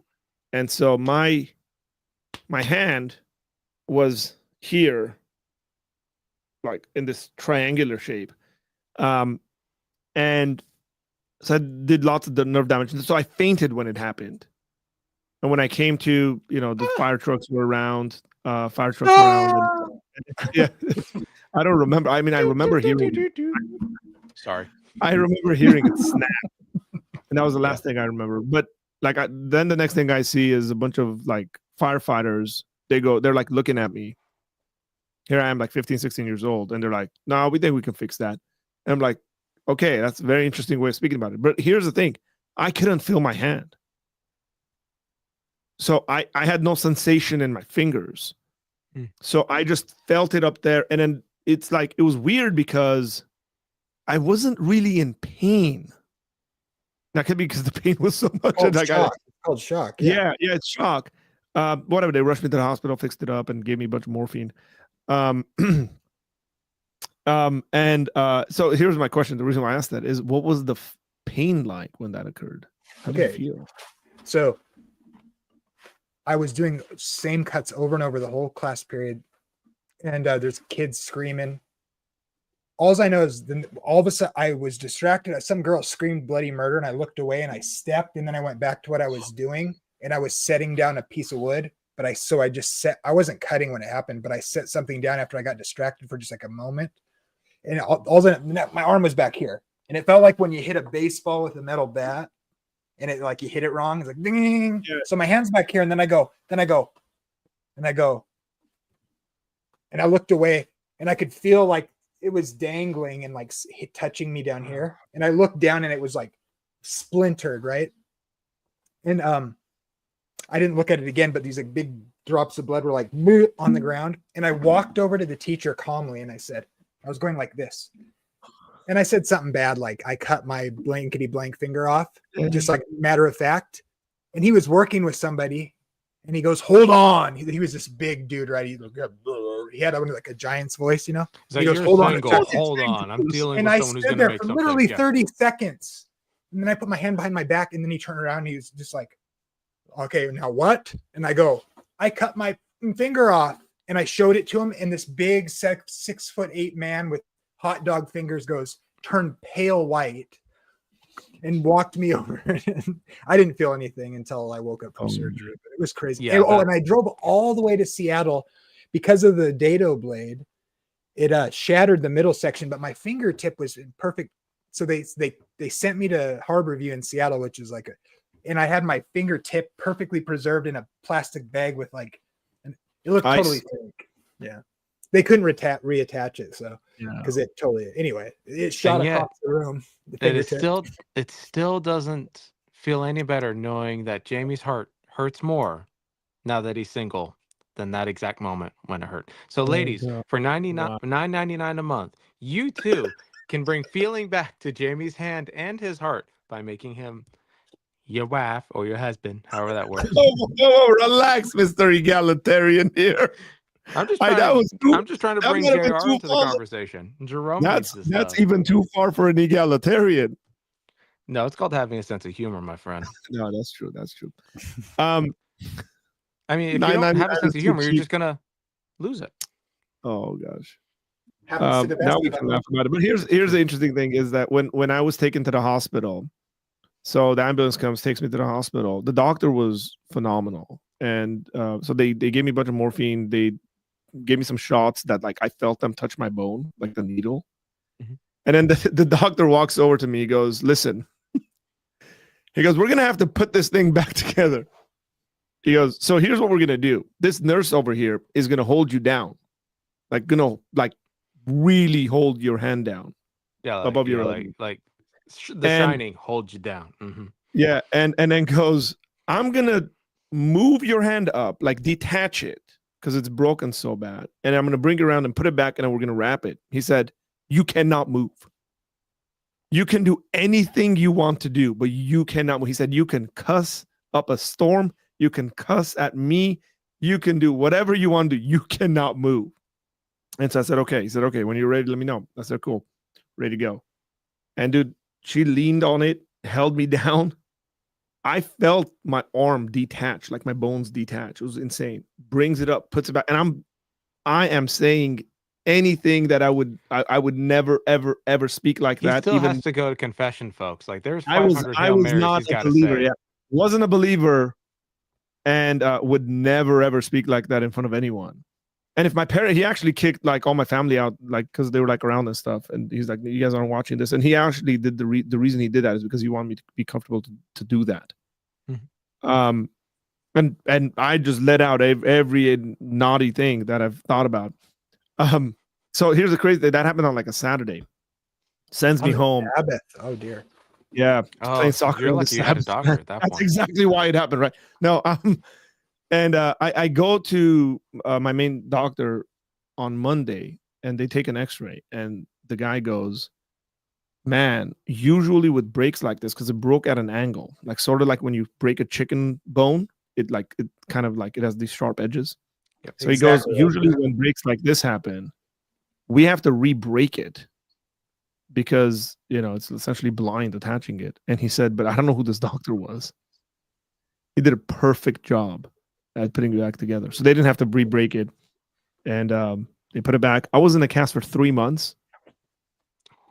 That was really, really annoying because here I am, a 10th grader, running around, sweating, and that thing stunk, man. The worst I've done, I don't know if you can see it, right above the knuckle. Yeah, I can see that scar. Yeah. Yeah. Almost took my finger off when I was washing dishes, and my whiskey glass snapped and it just, not quite to the bone, but if I flexed my finger enough, I could see white. And so I didn't get surgery done because I was like, you know what? I think I know how to fix this. Yeah. And it worked out. So I got all sorts of cuts on my knuckles because I punched stuff and broken glass and all that. I actually cut myself. I got knee surgery. That was fun. I put the worst coffee thing I ever did. I destroyed my meniscus and my ACL at the same time. Your knee is supposed to bend like this. Mine bent like that. Lucky. Yeah, that was, and so they split it open. I still got screws in it. I can actually feel the screws, like all that sort of stuff. The worst part about it wasn't the actual break. The worst part was being given like a 3-month supply of Vicodin, taking 2 of them and being like, I'd rather die. I'd rather die than take this. So I wonder if I have an addictive personality, but even for Vicodin, I was like, I'd rather die. I'd rather go to sleep in agony, which I did for basically 2 Yeah. months Didn't straight. take Vicodin? Oh, it was the worst Dude, feeling. Like Vicodin's really bad. it Vicodin's was really bad. so bad. My Like, younger it brother didn't got help. kidney stones. My younger brother got kidney stones in Yep. in 8th grade. There's Really no bad one. for that. Humongous kidney stones. And they prescribed him Vicodin. And as an 8th grade, like he took this stuff for like 2 weeks, and he like dumped it in the toilet and said, "I'm not touching this stuff," because he was high out of his mind, and also he was just like, he realized that he wanted it more, and he's like, "I'm not taking this stuff," and it hurt, but he was drinking beer because that helps, and lots of water, and flushed the Vicodins down the toilet because it was horrendous. Yeah, it didn't work for me. Like it would numb the pain by like 2%, make me nauseous, make me just like Arthur, you speak in tongues. I don't. But even then I'm like I felt almost out of body with the whole thing. Like when I would try to sleep, I wouldn't be able to sleep, but I'd feel like I'm floating just outside of my body, you know what I mean? And just that whole experience, I'm like, and couldn't use the restroom. Like literally, like for 3 days, Oof. could not use the restroom. Like, and couldn't What do you mean? move. If I moved a little, I would die. And I'm just like, you know what? I'd rather just be in pain. I'd rather Not sure. just be What in do you pain. mean couldn't? I don't get it. Let me, guys, sorry, Oh, I'm yeah, gonna bring this literally, up. my body I'm would just not trying to do it. think. Oh, I see. The individual that won, most definitely not the CIA. So these are the hoodies that were given out. These aren't just random hoodies. If you're still in here, these are hoodies that have stuff on them. This one has my face on it that says bald, bearded, and biblical. You might not want to wear my face on your shirt. Please I would don't. happily have your face right here. But This one says Mr. Apologetic on it. Rest your head on my bosom. Says always prepared. like Jesus First and the Peter- beloved disciple. Oh, guys, you guys are something else. Sorry, bro. This one says Mr. Apologetic, always prepared. 1 Peter 3:15. So there are Bible passages on here. Just saying, because you said I'm getting a hoodie, and yes, but it's a specific kind of hoodie. So let me know if you still want it, because if you don't, we're gonna redo that. We're giving this to a girl, right? No, we're not. We're not giving this to a girl. But I got Although an idea. if for the dudes, Yeah. if you have a lady who's into apologetics and you win, get her a nice early Christmas gift or Yes. New Year's gift. Or New Year's gift. Yeah. We're not just yet. We'll see. Okay. Well, I wanted to say that I mean, if we're going to talk about, so I have the longest incision possible on a human body from my chest plate. It goes down. Yeah. So I got jello What? beans. I'm like, Jamie, please don't take your shirt off on stream. I'm not going to show you, We don't need but that. it goes from here and it goes around the belly button and then down all the way to the pelvic bone. And they went like, I got all my lymph nodes removed. I win. Yeah, I think you win. We're adding ALC to the spinny thingy. Spin that thing, Agape says. Okay, so Are you going to spin till There it's a we warning? he said, I'm still here. How do I get to the store? And yes, I absolutely want it, but how do I get to it? So you have to email me at info@apologiacenter.com and tell me color, size, and which hoodie. The way you get to the store is youtube.com/Apologia Center, and there's a store button you click, and then you can go there and look at them. Okay, so we're gonna shuffle this again 5 times, guys. 1, 2, 3, 4, 5. Countdown, please. 3, 2. I don't know how to count.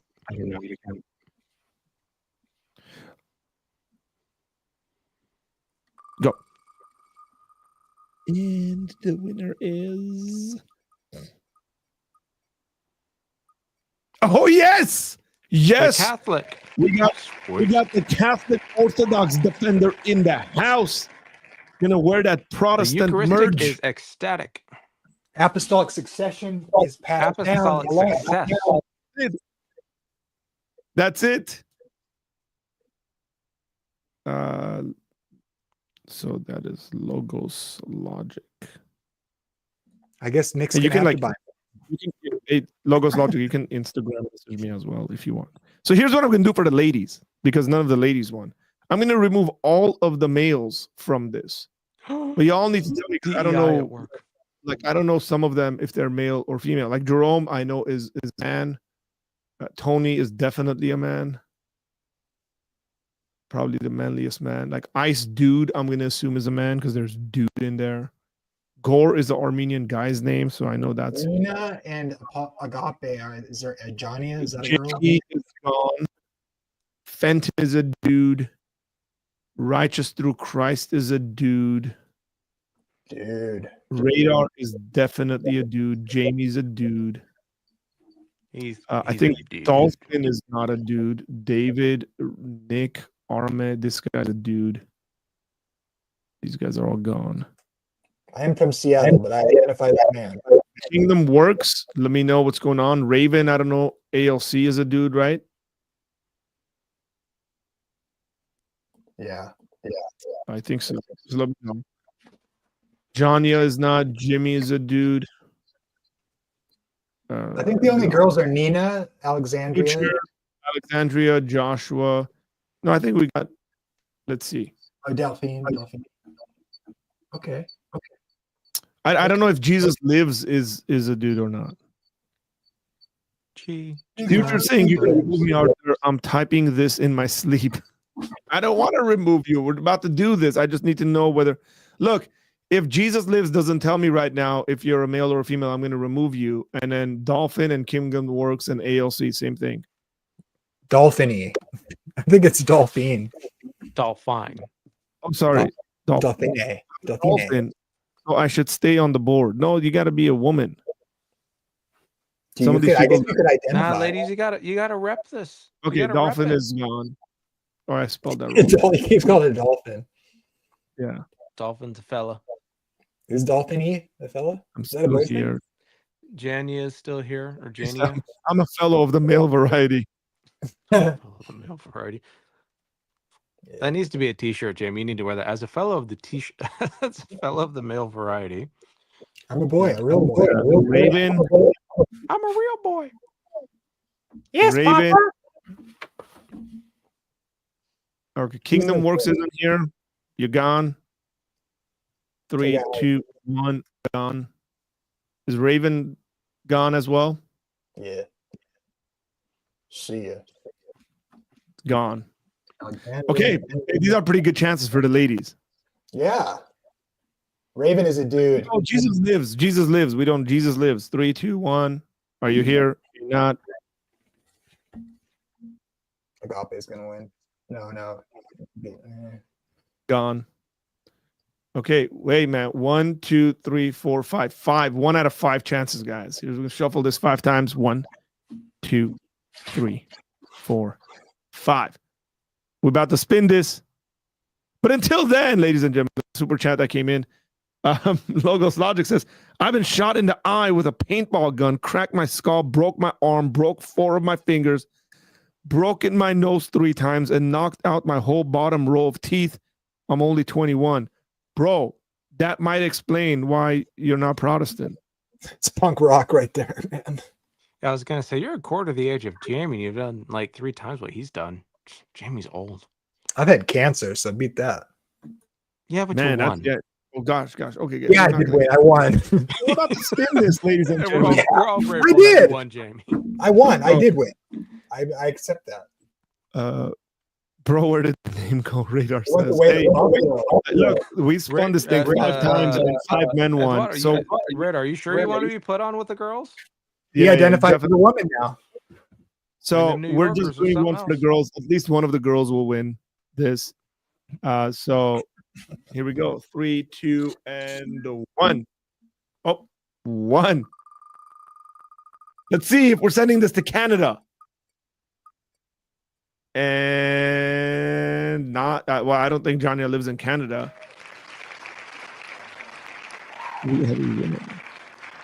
Johnny, Congratulations. Congratulations. Thank you. she, her pronouns. Man, look. Me and Johnny down by the schoolyard. Hey, Arthur, what's a serial killer's preferred pronouns?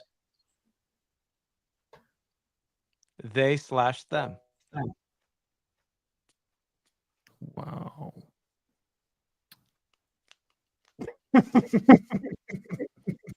Bro, we got 27 people in here, and we just finished our giveaway, and then they show up. You're Well, lost. Arthur, I've actually got. Do I have it? I think I have. Do I have Greg Boyd or NT Wright? But I have the 2-volume thing they did. So if you want to do a future giveaway, I will happily donate that. Literally drop it off to you if you want to give that away to someone. I can't remember. Is it? So here's a question I have, and I think maybe some of the viewers might have: is that book so good that you want to give it away, or is it so bad that you don't like it, you still want to give it away? Even if I didn't like it, it is worth reading, digesting, and arguing with. Okay. You'll always learn something from either Greg Boyd or NT Wright, even if you disagree with it. That is exactly the answer you want from a scholar right there.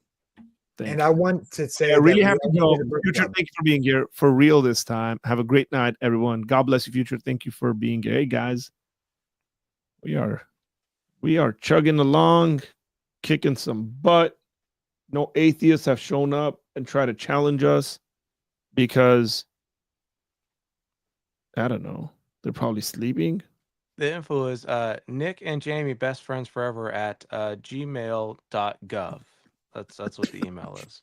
Arthur, you should tell Janio what the email is. I don't remember what it was. Info@apologiacenter.com. Info@apologiacenter.com. Hey, mods, where you at? Drop the email. The email should be in like the About Us section on YouTube.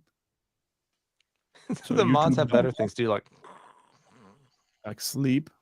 Well, Jerome's like waking up. Hey, Jerome, just want to say Liverpool in the semis, Arsenal in the semis. So far, Newcastle in the semis. We're waiting to see what happens with Tottenham versus Manchester United. But that's a pretty solid semifinal lineup, guys. Should be very interesting. I sort of don't want to play any of them. Not that I'm doing the actual playing. Can you put your face right there for me real quick? Who, me? Right there. Can you put your head right there? Okay. Fight Club. Oh yeah, you mean the movie we all watched in undergrad, and that was it? Hey, you can only watch that movie once. I'm a Seventh-day Adventist. I'm not allowed to watch movies. We don't watch movies. No, he's not allowed to have fun. There's a difference. As Baptists and Adventists, we're actually spiritual brothers and sisters because all the good fun you want to have, you got to do in secret. So you know the Baptist Adventist treatment, right, Arthur? It's when you see another one of your kind in the liquor store and you don't say hello. Oh. But American Baptist is like, oh yeah. So before all you Christians lose your mind about what Jerome just wrote here, he wrote, Arthur, Jesus scored a hat trick yesterday. That's how we know we're living in the strange times. What he means is a gentleman that's Brazilian named Gabriel Jesus. Plays for Arsenal. So he's not messing around. That's just what the guy's name is. He walks around with Jesus on his back. So, that's why I don't call Jesus. I don't say Jesus because it's like if you pray to Jesus, you're praying. It's like saying, "Hey Zeus," and then that's right. Yeah, that's exactly why his name is Jesus in Greek. It's because it's Hail Zeus. Yes. Sorry, guys. You've been praying to. Did you know this? Christianity and Christians checkmate, mate. It's over. Reverend Nick quit. You should quit your job. Go do something else. Because you didn't know this. You didn't know this, but you are worshiping Zeus, the ancient god of the Egyptians. I am the Egyptians. Billy Carson lives again. It's over. By the way, the Titans is real. That's not necessarily only from Billy Carson. There's individuals who actually believe in God and claim to believe in Jesus, and they give that same nonsense argument because they don't know language. Yeah, like Radar Apologetics. I think no, I'm just kidding. No, like that one dude. There was a guy. I won't say his name. That would be mean, but yeah. Like Jordan Maxwell. He has a YouTube channel, man. It's over. Zeitgeist, I think they put out a few years ago. It's all done. It's over. Narek comes out of the forest here. He says, no, it was offside, one of the goals, but sure, hat trick for Jesus. Like that, it doesn't. One of them shouldn't have counted. Hey, Darwin Nunez scored. That's how we know we're living in strange times. My Wow, friend. it's all come full circle.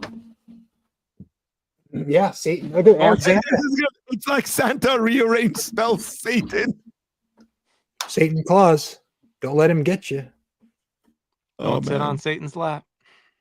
Oh god. Yeah. I did that It's one like, time. I don't recommend it. the thing You is, and like, Lil some of Nas these X. Oh, some of these arguments are so bad. Like, you want to, as an intellectually honest individual, right, Nick? You're one. Jamie's one. I'm one. At least we try to be. yeah. So you want to take people's objections seriously and kind of listen to them. But it's also sometimes very difficult not just laugh at their face. And like I I was watching Billy Carson had this thing where he said when Wes would drink from his cup, that was a sign to the moderator to, like, I don't know, like his camera's gonna go off. Like, he came up with this weird conspiracy, because it's not like the guy's a conspiracy theorist and he's gonna come up with this stuff to explain just nonsense.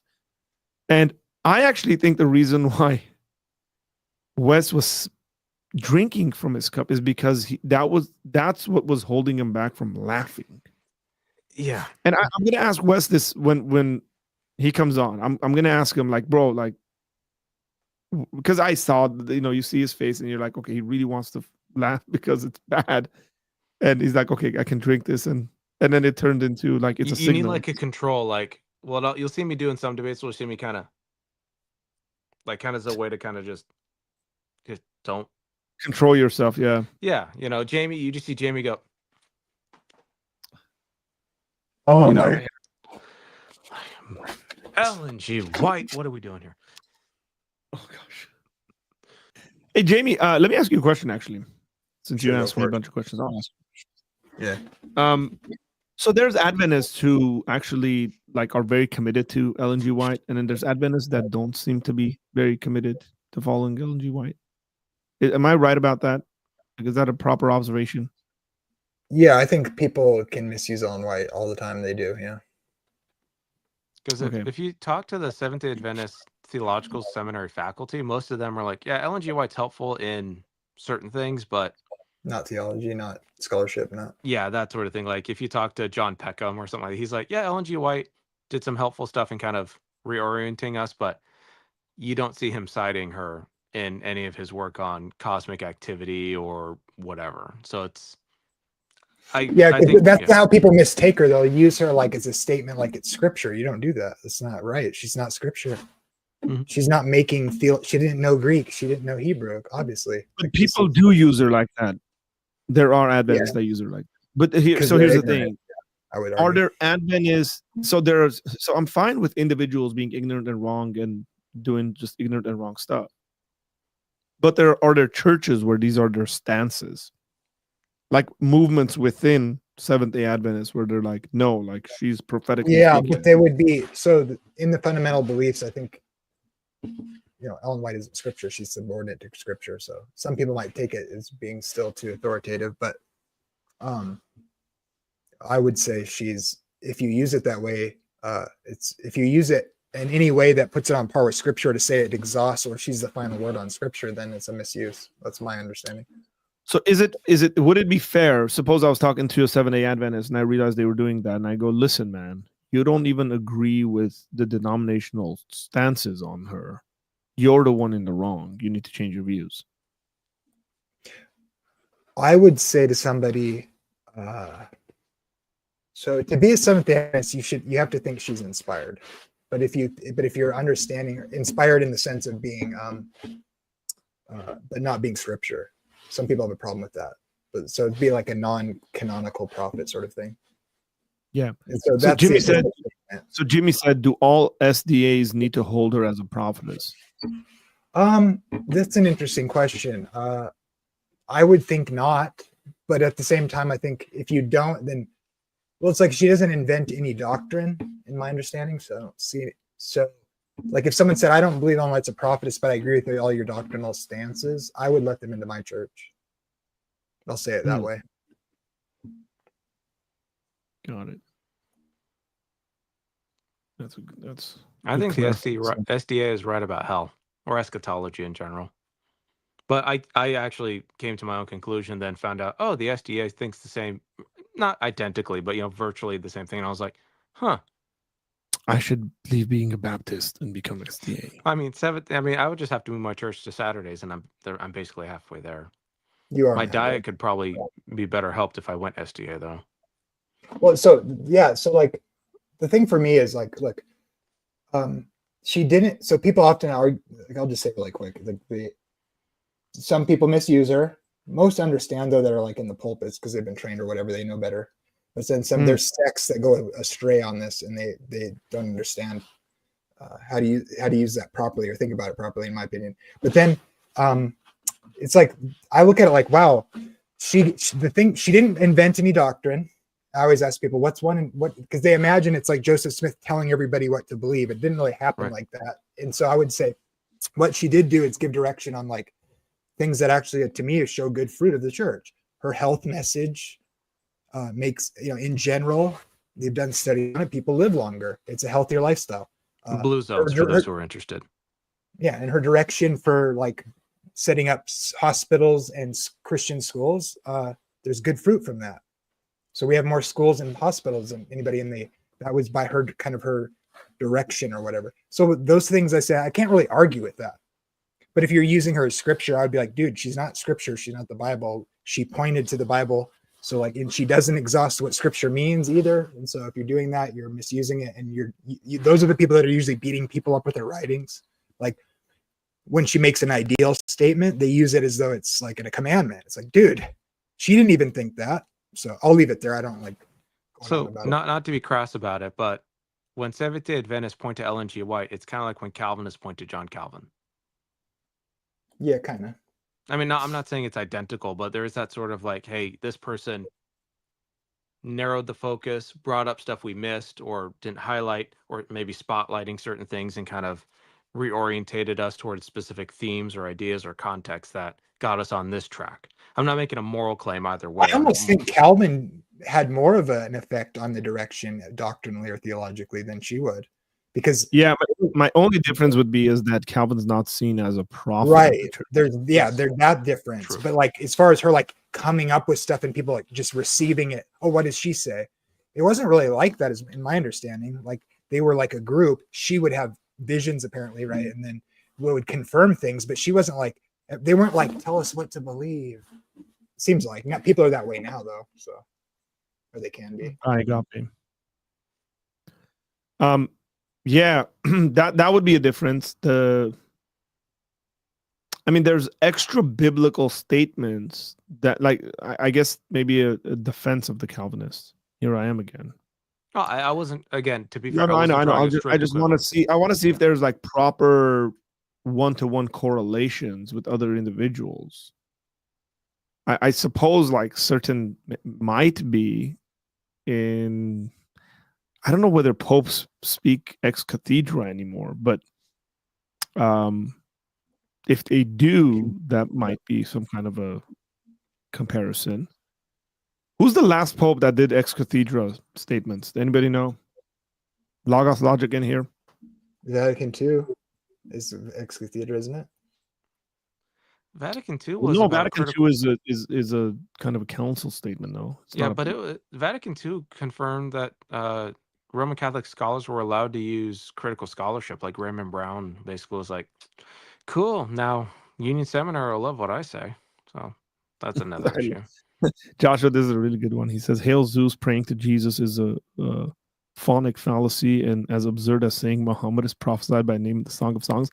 This is Zakir Naik's one of his favorite statements. The brother said in Song of Solomon 5:16, and he got that from Ahmed Didat.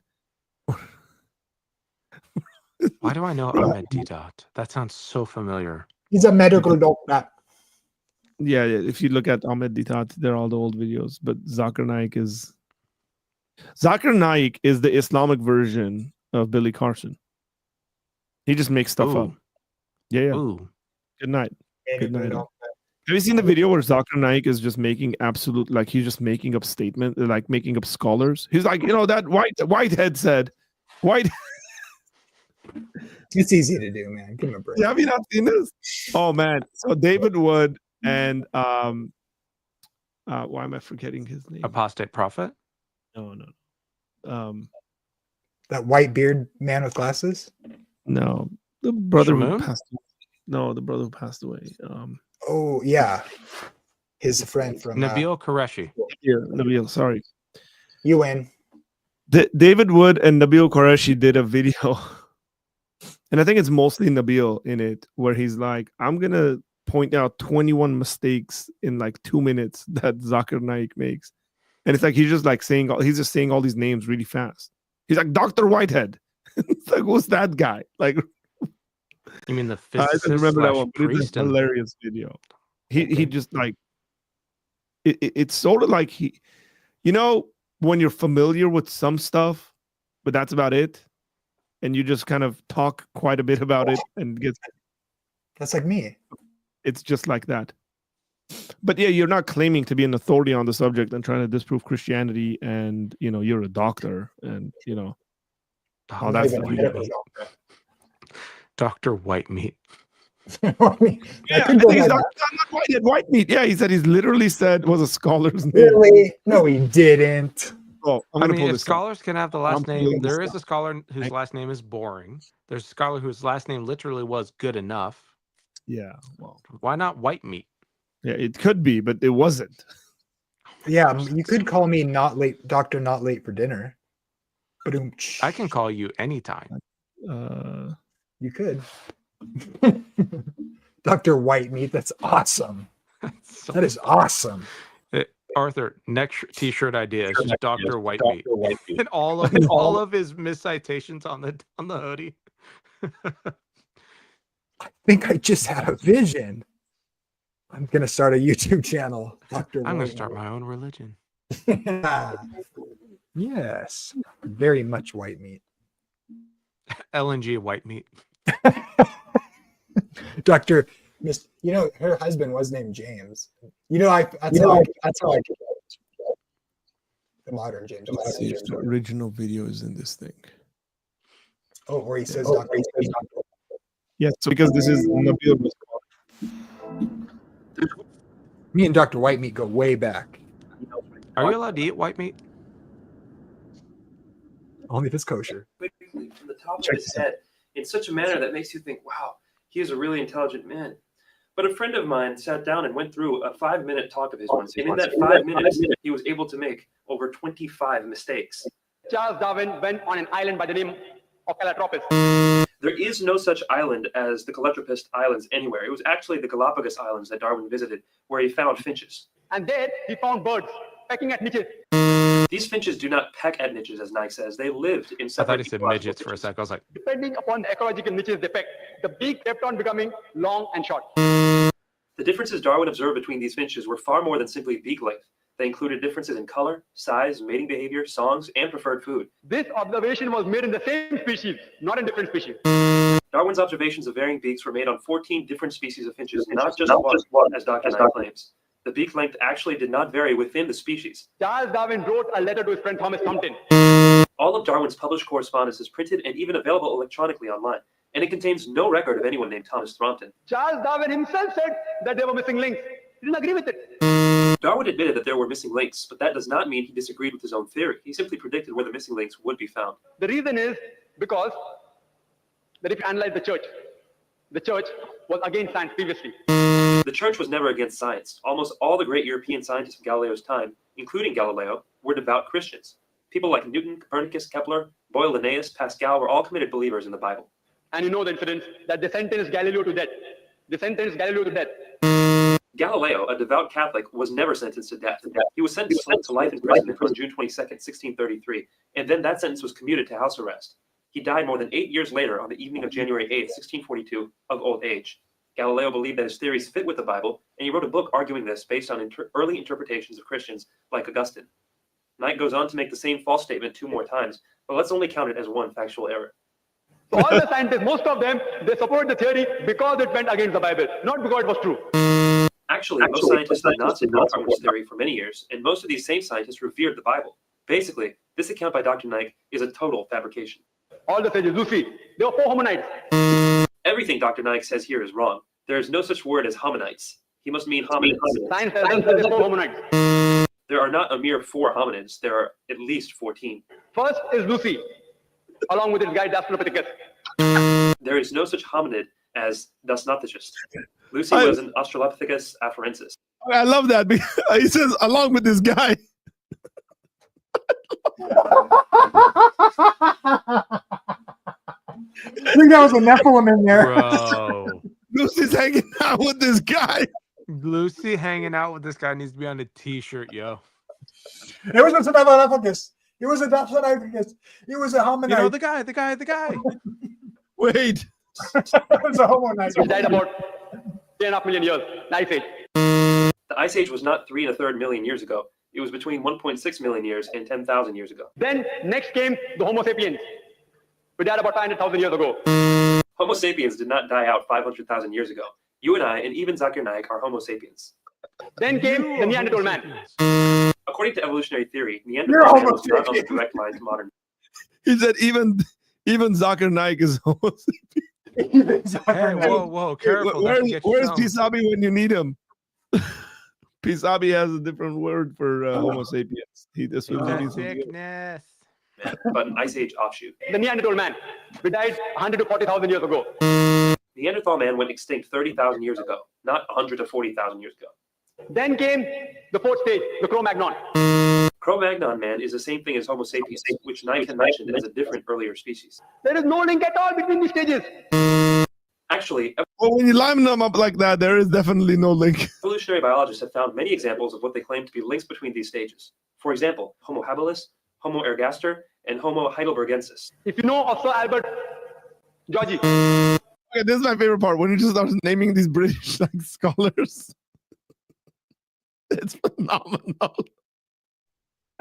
And Homo heidelbergensis. if you know of Sir Albert Georgie, who got the Nobel Prize for inventing the vitamin C. Gurgi didn't invent vitamin C, he discovered it. Vitamin C is a naturally occurring substance that doesn't need to be invented. He wrote a book, The Crazy Ape and Man, against Darwin's theory. Albert said Gurgi's book was not called The Crazy Ape and Man, but simply The Crazy Ape, and it was not a refutation of evolution, but a sociological commentary. If you know about Rupert Albert, this person wrote a new theory of evolution against Darwin's theory. Who is Rupert Albert? I can find no trace of anybody with that name. From the apes. If you know of Sir Frank Salisbury, he was a biologist. Nike quotes Salisbury? one unknown person after Dude was another. just hungry. Who is Sir Frank Salisbury? Again, vigorous searching can find no trace of anybody with that name. But to give Nike the benefit of the doubt, we know this Salisbury will not was be not a counted as a Seventh-day factual Adventist. error. If you know about Was that? We all know Salisbury was not a Seventh-day Adventist scholar. The funny thing is that they're like really British sounding names, I guess. He's just like thinking about it Mr. right on the Worcestershire. spot. He's like, you Albert- know, Georgie. Mr. Commonwealth. Virginia. white meat, the white meat. Give Nike the benefit of the doubt. Okay, back This it will up, not be Arthur. counted Back as it a up, factual Art. error. Back it up. If you know about white Yeah, meat, back it up about white yeah. meat. White meat? Who is White meat. This guy, Sir White. It's a sickness. Okay, it really is. This is a sickness of the highest order. So this guy doesn't even have a first name. It's just Sir White Meat. Or if you have another son, name him Sir. Please do it. Oh. This is Sir Asadurio. Please do it. Go back. searching can find no trace of anybody with that name. But to give Nike the benefit of the doubt, this will not be counted as a factual error. If you know about white meat, so white meat. White meat? Who is Sir White Meat? For the fourth time, no trace can be found of anybody with this name. At lower levels, an amoeba, at lower species level, amoeba can change to paramecia. There is no such thing as paramecia. Perhaps he means paramecium. But the evolutionary change of an amoeba to a paramecium is far more dramatic biologically than the relatively small biological difference between apes and humans. According to Francis Crick, who's authority in this field, he said it is unimaginable. There is no such person as Henses Crick. Nike probably means Francis Crick, the co-discoverer of DNA. For Francis. Francis Crick believes fully in evolution. Oh man. This is You know I about white meat. Oh, that. I come back to You know about this this video, one. okay, guys. I come back to this video regularly, just to How have have I like, never seen that?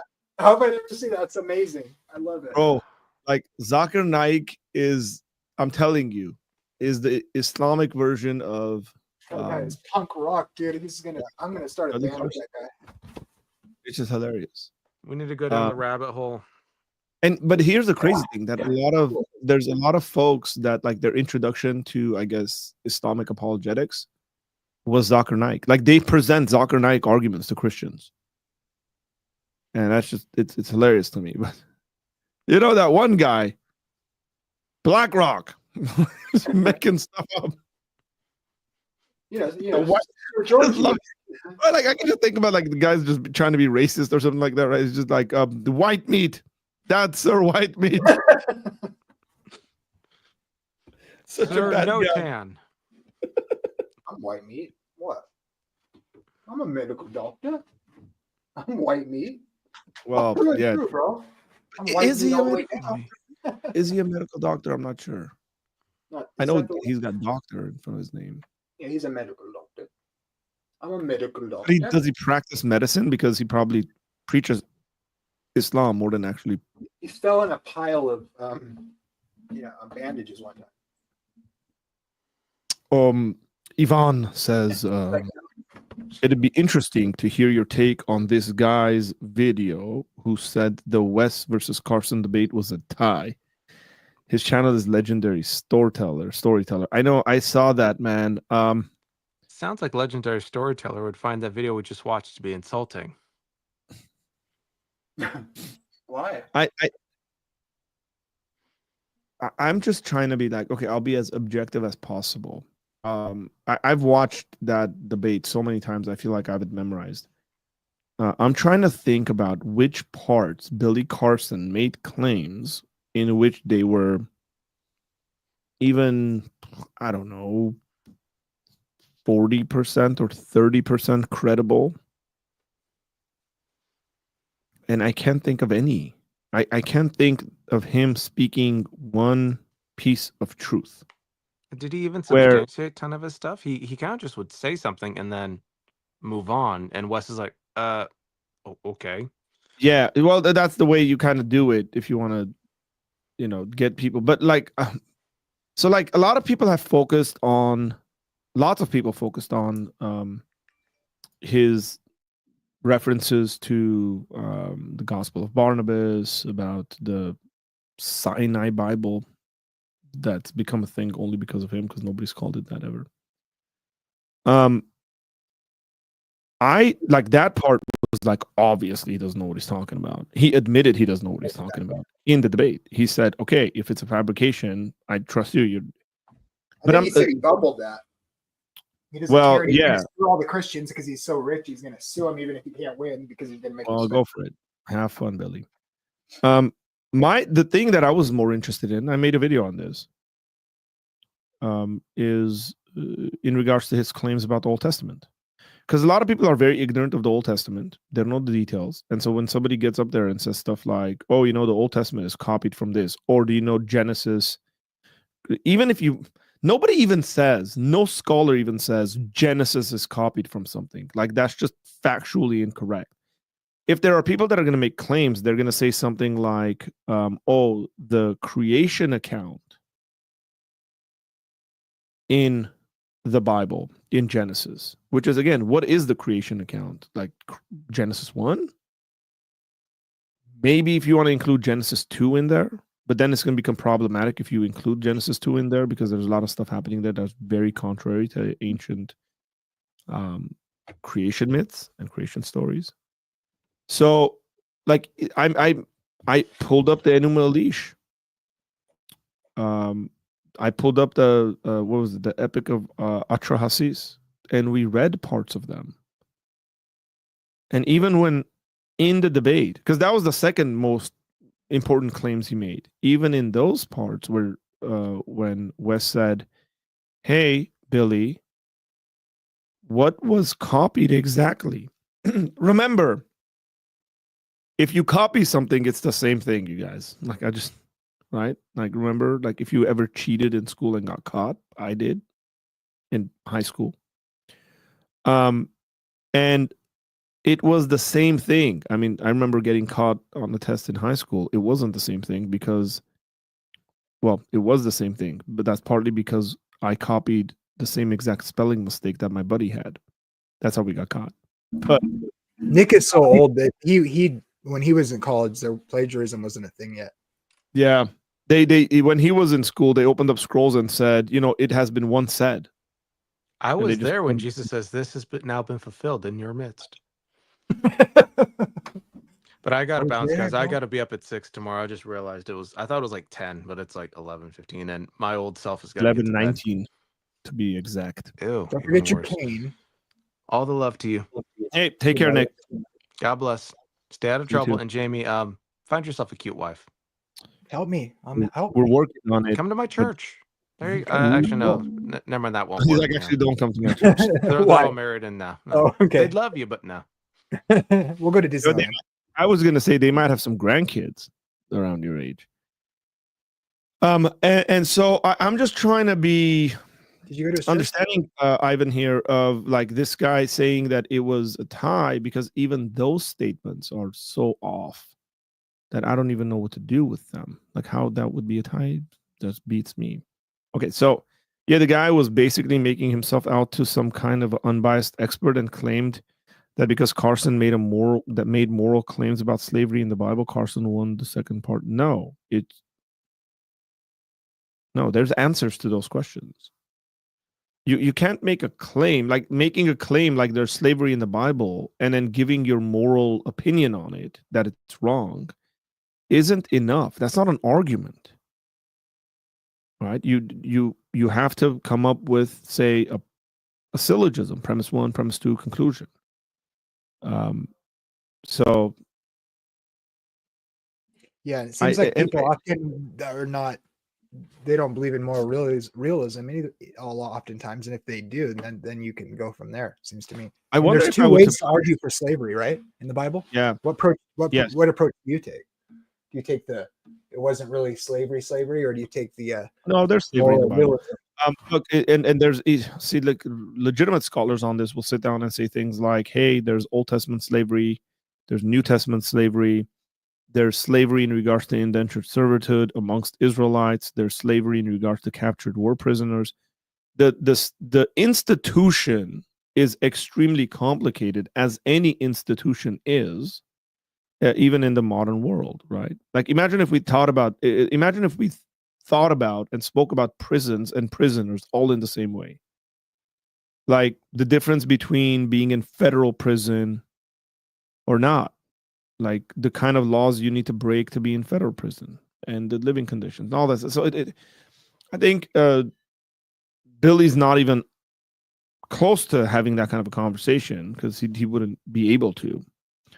I don't want to accuse the guy who made that video, but I suppose maybe because of all the videos that have been coming up, and I mean, I haven't seen any videos that defend Billy Carson in the sense of like Billy won this debate or something like that. It could be, not saying it is, it could be that the individual made that video and put up that title to stand out in order for it to get some traction. That's a possibility. Because just making a claim about slavery doesn't mean much. It's like, okay, Well, congrats. and the guy probably didn't even care to. He probably wasn't there to argue about slavery. He was probably there to argue about his scholarship and use of sources. Is Carson's problem, seems to me. Yeah, By the yeah. way- And again, it's easy to sit there and be like, what about all this stuff in the Bible? God kills people in the flood. It's like, okay, cool. And then what? Like, what's your argument? whatever. Yeah, exactly. I bet you that's kind of how it went down. I was like, I don't care about that. I'm here to talk about your poor use of sources and your misrepresenting of them. Seems like that was the kind of what I took away. The premise That's not was, that's not a conclusion, God bad. that's funny. You just make two bad premises just to make it a little more. No. What's you guys' thoughts on technology like Elon's Neuralink, Starlink, AI? I think this technology is extremely dangerous. It can be used for good, but it can certainly be used for evil. So one of the first things I read today, this is scary. Actually, let me see if do I want to spend the time to find this.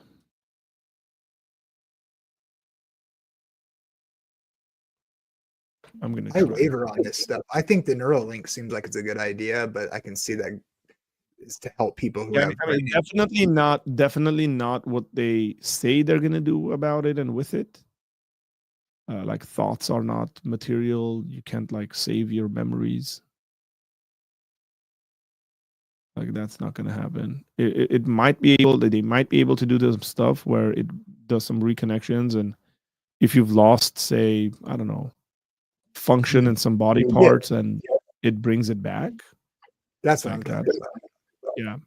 It might be used in regards to that. I'm trying to, man, I forgot this guy's name. Okay, I can't find this, but here's what I'll say. Essentially, somebody who's a philosopher reposted this, and it was on Twitter. And the conversation was like, I guess this guy was interviewing someone from Berkeley or Stanford or something, and he said the guy he was interviewing would regularly pause and think about words. Like the way he put it is like it was like his brain was buffering. And it wasn't even big, difficult words that he was thinking about. It was simple, like daily use words that he was thinking about. And he told him, like, hey, man, are you okay? Like, everything fine with you? And the guy said, yes, but I can't remember very simple words because essentially I've been using Chat GPT for everything in my life. So, and the way he put it was, it seems like he's like exported his brain to this machine to do the thing. Like everything he does is through ChatGPT, and he's having issues with this, and that was terrifying, bro. Like if that situation is true, like I hope that you guys use ChatGPT. And I know some people who are like way too fascinated with it, and I like ChatGPT. I use it as like a personal secretary. I actually like even the new Apple Intelligence stuff that came up, like to rewrite emails. I really like that because I hate writing emails. I like to do that, run it through it, and then I'll go back and modify it to make it more like how I would say it. And then it can actually help you. Yeah. And if you pay attention, you can use that to help you do better next time. Like just learn to not make certain grammatical errors, or if you have that. Because I can get my thoughts on paper pretty well. I don't like fluff words. I don't like connecting the ideas, but all the thoughts are there. And then like a simple rewrite of it or something like that would be fine. And I just like, even before that, like I would write emails like the Apologia Center, say updates and stuff like that. I would send to supporters and partners of the ministry. I'd have my wife reread it because her English is like way better than mine. I'd be like, okay, what do you think about this? And she'd be like, well, you're like really dry here and you could say it this way. And I was like, okay, cool. But I hope you're not running like all your thoughts through ChatGPT, man. That stuff could be like, guys, pick up a book, read books. Like it's the best thing you can do. Read books. Like I know it's it's your easy. Kids to read books. That helps them so much if the more they read when they're young. It helped me. Correct. A lot. Yeah. And I didn't read a lot of books when I was young. What I would say is, I know it's easy to get to the bare bones of a subject. So you're researching a subject, you can just open up ChatGPT and be like, tell me, let's just say, right, like tell me what Augustine's view on this subject is, and then like spits it out. Like if we want to think theologically, right? Tell me X scholar or something like that, and ChatGPT will spit that out for you. Hopefully, there's something to be said. There's something to be said about actually reading Augustine, because ChatGPT is not mimicking good literature for you. Like I can pull up ChatGPT and be like, tell me what the whole Lord of the Rings story is in bullet points. And it'll tell me the whole flow of the story. But that's very different than actually reading J.R. Tolkien. It's very different than reading Shakespeare. Like, don't just be so facts focused and just completely forget diving into the mind of an author. Again, if you're writing a paper, you need research quickly, that's fine. Like I think, again, you can do it for research purposes. Maybe you can even use it as the springboard in your research to say, okay, what are the top 5 books I need to read, top 5 articles I need to read on this subject? And then you use ChatGPT and then you go into those areas and start doing your research actually. Like that's fine. All that stuff is good. But like giving up your thinking abilities to a machine to do the thinking for you, I think is highly problematic. So And I got by the issues way, with when that. people do that, people who know better can tell when you're doing it, and you're gonna make errors when you do it. And you see it happen, and it's actually embarrassing. So don't do that, because Yeah, what I I'm saying see is like people if you're sitting in front of someone, bro, if you're actually sitting in front of someone and you see them pause and they're like, what word am I going to use? And it's unusual in regards to the amount of time somebody should pause. They're going to call you out on it. They're seriously going to be concerned. Like, oh man, I can tell when you're reading a thing you generated from ChatGPT, just so you know. Oh man, yeah, I've seen kids. I saw this paper that a friend of mine who teaches a class essentially said, "Hey, Art, I feel like this is copy pasted. It sounds like this person's cheating. What do you think about it?" And then I took it, I read the first paragraph, and I said, "I guarantee you this is ChatGPT. This is not even like copy pasting. This individual went into ChatGPT and said, write me a paper on this subject,' and ChatGPT wrote it. And then, we sat this student down and talked to him, and essentially he tried to kind of evade it, but ultimately came back saying, yeah, I used ChatGPT to write it. And I was like, oh god. There's ways to use it to help you, and it can actually help you, like if you have any interest in it, it'll help you, like you were saying, get the right sources. I asked it one time to summarize the book of Revelation in 147 words, and it messed it up, and then it did it. And then I was like, okay, I was like, do it in 30 words. Then I was like, do it in 7 words. And I was like, do it in 4 words. And it was like, the end is near. That's pretty good. Yeah, it was pretty good. That's pretty good. Yeah. Jesus coming back. It's like, okay, thank you. That is true. Jesus is coming back. Sorry, full preterists. That was tricky though. When I said 4 words, it said the end is near. When I debate, I use ChatGPT and have it list off any errors in logic and weaknesses. I use it to give me coding and formulas for my data analysis job. I know a bunch of coders that do that. Yeah, Ivan. And to give me errors in codes I've made. I mean, that's a fine thing to use it for.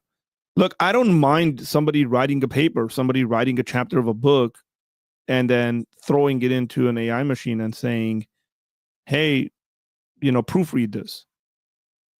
What are parts you would think would sound better if I were trying to accomplish this and that purpose? But notice that you're doing the thinking there. You're the one saying, okay, I want this paragraph to sound this way or communicate this idea, but you've done all the work and you've put it in there. They're your thoughts. It helps you that. Yeah, I see it as like an assistant. Literary agent. It's a literary agent. That's what literary agents do. It can help you. When I've used it, it kind of just structured it better. But then I went back and I undid some of the words it moderated because it wasn't me anymore. Yeah, it's like you don't write like that, right? It doesn't have my style. So I have to put my words back, but it fixed the grammar. So that seems appropriate to me. Yeah, and if people know you, they're gonna read it and be like, "Wait, this guy definitely doesn't sound like this. Like that's just not the way he speaks." Yeah, there's ways to use it to still be your original self, and it's just helping you get better, become a better writer. Absolutely true. What would be your favorite passage for someone suffering loss of a loved one? That's easy. If you don't mind me asking, if it's too personal, I understand. No, I don't mind you asking at all. Do you have one, Jamie? Yeah, I go to first. Sorry, you said first. I'm getting echo. Sorry, First Thessalonians. That's what Paul says, to comfort one another with Jesus coming back and raising the dead, and then gathering us to all be with the Lord. That's what I go to. So First Thessalonians 4. Any specific chapter there about a verse? Yeah, I'm looking at it right now. I want to make sure I say the right one. Just what he talks about. The Lord will descend from heaven with a shout and the voice of the archangel, and the dead in Christ will rise first. We who are alive and remain will be gathered up together to meet the Lord in the air. Then we shall be with the Lord forever. Comfort one another with these words. Did I quote it right? I think it's like 13 to the end. Yeah, that's my go-to. I love that. Yeah, verse. If the person's a believer, assuming they are, I like Romans 8. Romans 8:28, which reads,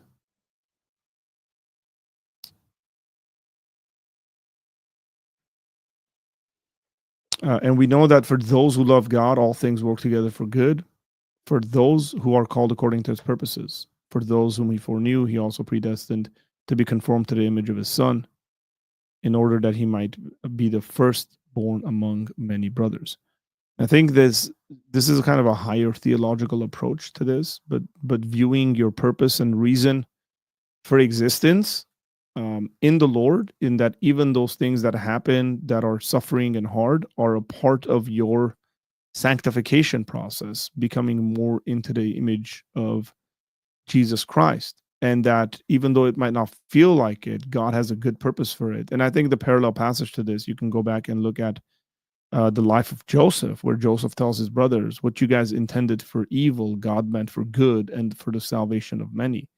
And so all these things Joseph had to go through in his life, being betrayed by his brothers, being sold into slavery, trying to be righteous, but, being accused by Potiphar's wife of improper acts, going to prison, spending time in prison, like all that stuff in Joseph's mind was God's, whatever his brothers intended on doing with it was God used that for the salvation of including his brothers who intended the evil and also for everybody else. And so I like to couple those kind of just to help people think of a bigger picture life. Like things don't randomly happen to us. God is sovereign and he allows things to happen, and God has the prerogative and the right, and he has the power to actually use those things for our good. And as a matter of fact, he does. So that's one that I go to. I think Logos Logic, this is a really good passage out of Revelation 21:4. He will wipe away every tear from their eyes, and death shall be no more. Neither shall there be mourning, crying, pain anymore, for the former things have passed away. So God has a purpose even for the suffering we go through. Jimmy said, when my mom passed away recently, Psalm 34:18, and just repeated in my head to remember to help others do as well. So I'll go to that Psalm. It says, Psalm 34:18 says, the Lord is near to the Lord is near to the brokenhearted and saves the crushed in spirit. It goes on to say, many are the afflictions of the righteous, but the Lord delivers him out of them all. And so that's a good one, Jimmy, like that. Well, I'm going to go to bed, but I had so much fun. I just wanted to say thanks for letting me hang out, man. And thank you, man. Thanks. You made it fun. I was tired. Let me give a little hopeful message really fast. I would say Jesus promised he's going to come back, and when he does, he's going to raise the dead loved ones and redeem the creation. And so there's so many passages that Jesus demonstrated that he is who he said he was and what the Bible claims him to be. And he's made a promise to come back and do that. And we know he kept his promise the first time when he came. It's a historical fact. And so he's coming back. And so we have something to hope for. God bless you guys. Thank you. Thanks, Jimmy. Look, here's another thing I would say. Sometimes we feel like God is distant and disconnected from the sufferings and difficulties we're going through. And reflecting on thinking about the Son of God, the second person of the Trinity, Jesus, the Christ, became a man and suffered and died and lived a life that you and I essentially live as humans. It goes quite far when it comes to understanding suffering. Like, God is not distant from your suffering. God knows what your suffering is like. Like, think about when Jesus weeps and cries at the tomb of Lazarus, at Lazarus' death. Like, God knows what that's like, right? And he himself went through tribulation and hardship and pain and death. And so that matters quite a bit.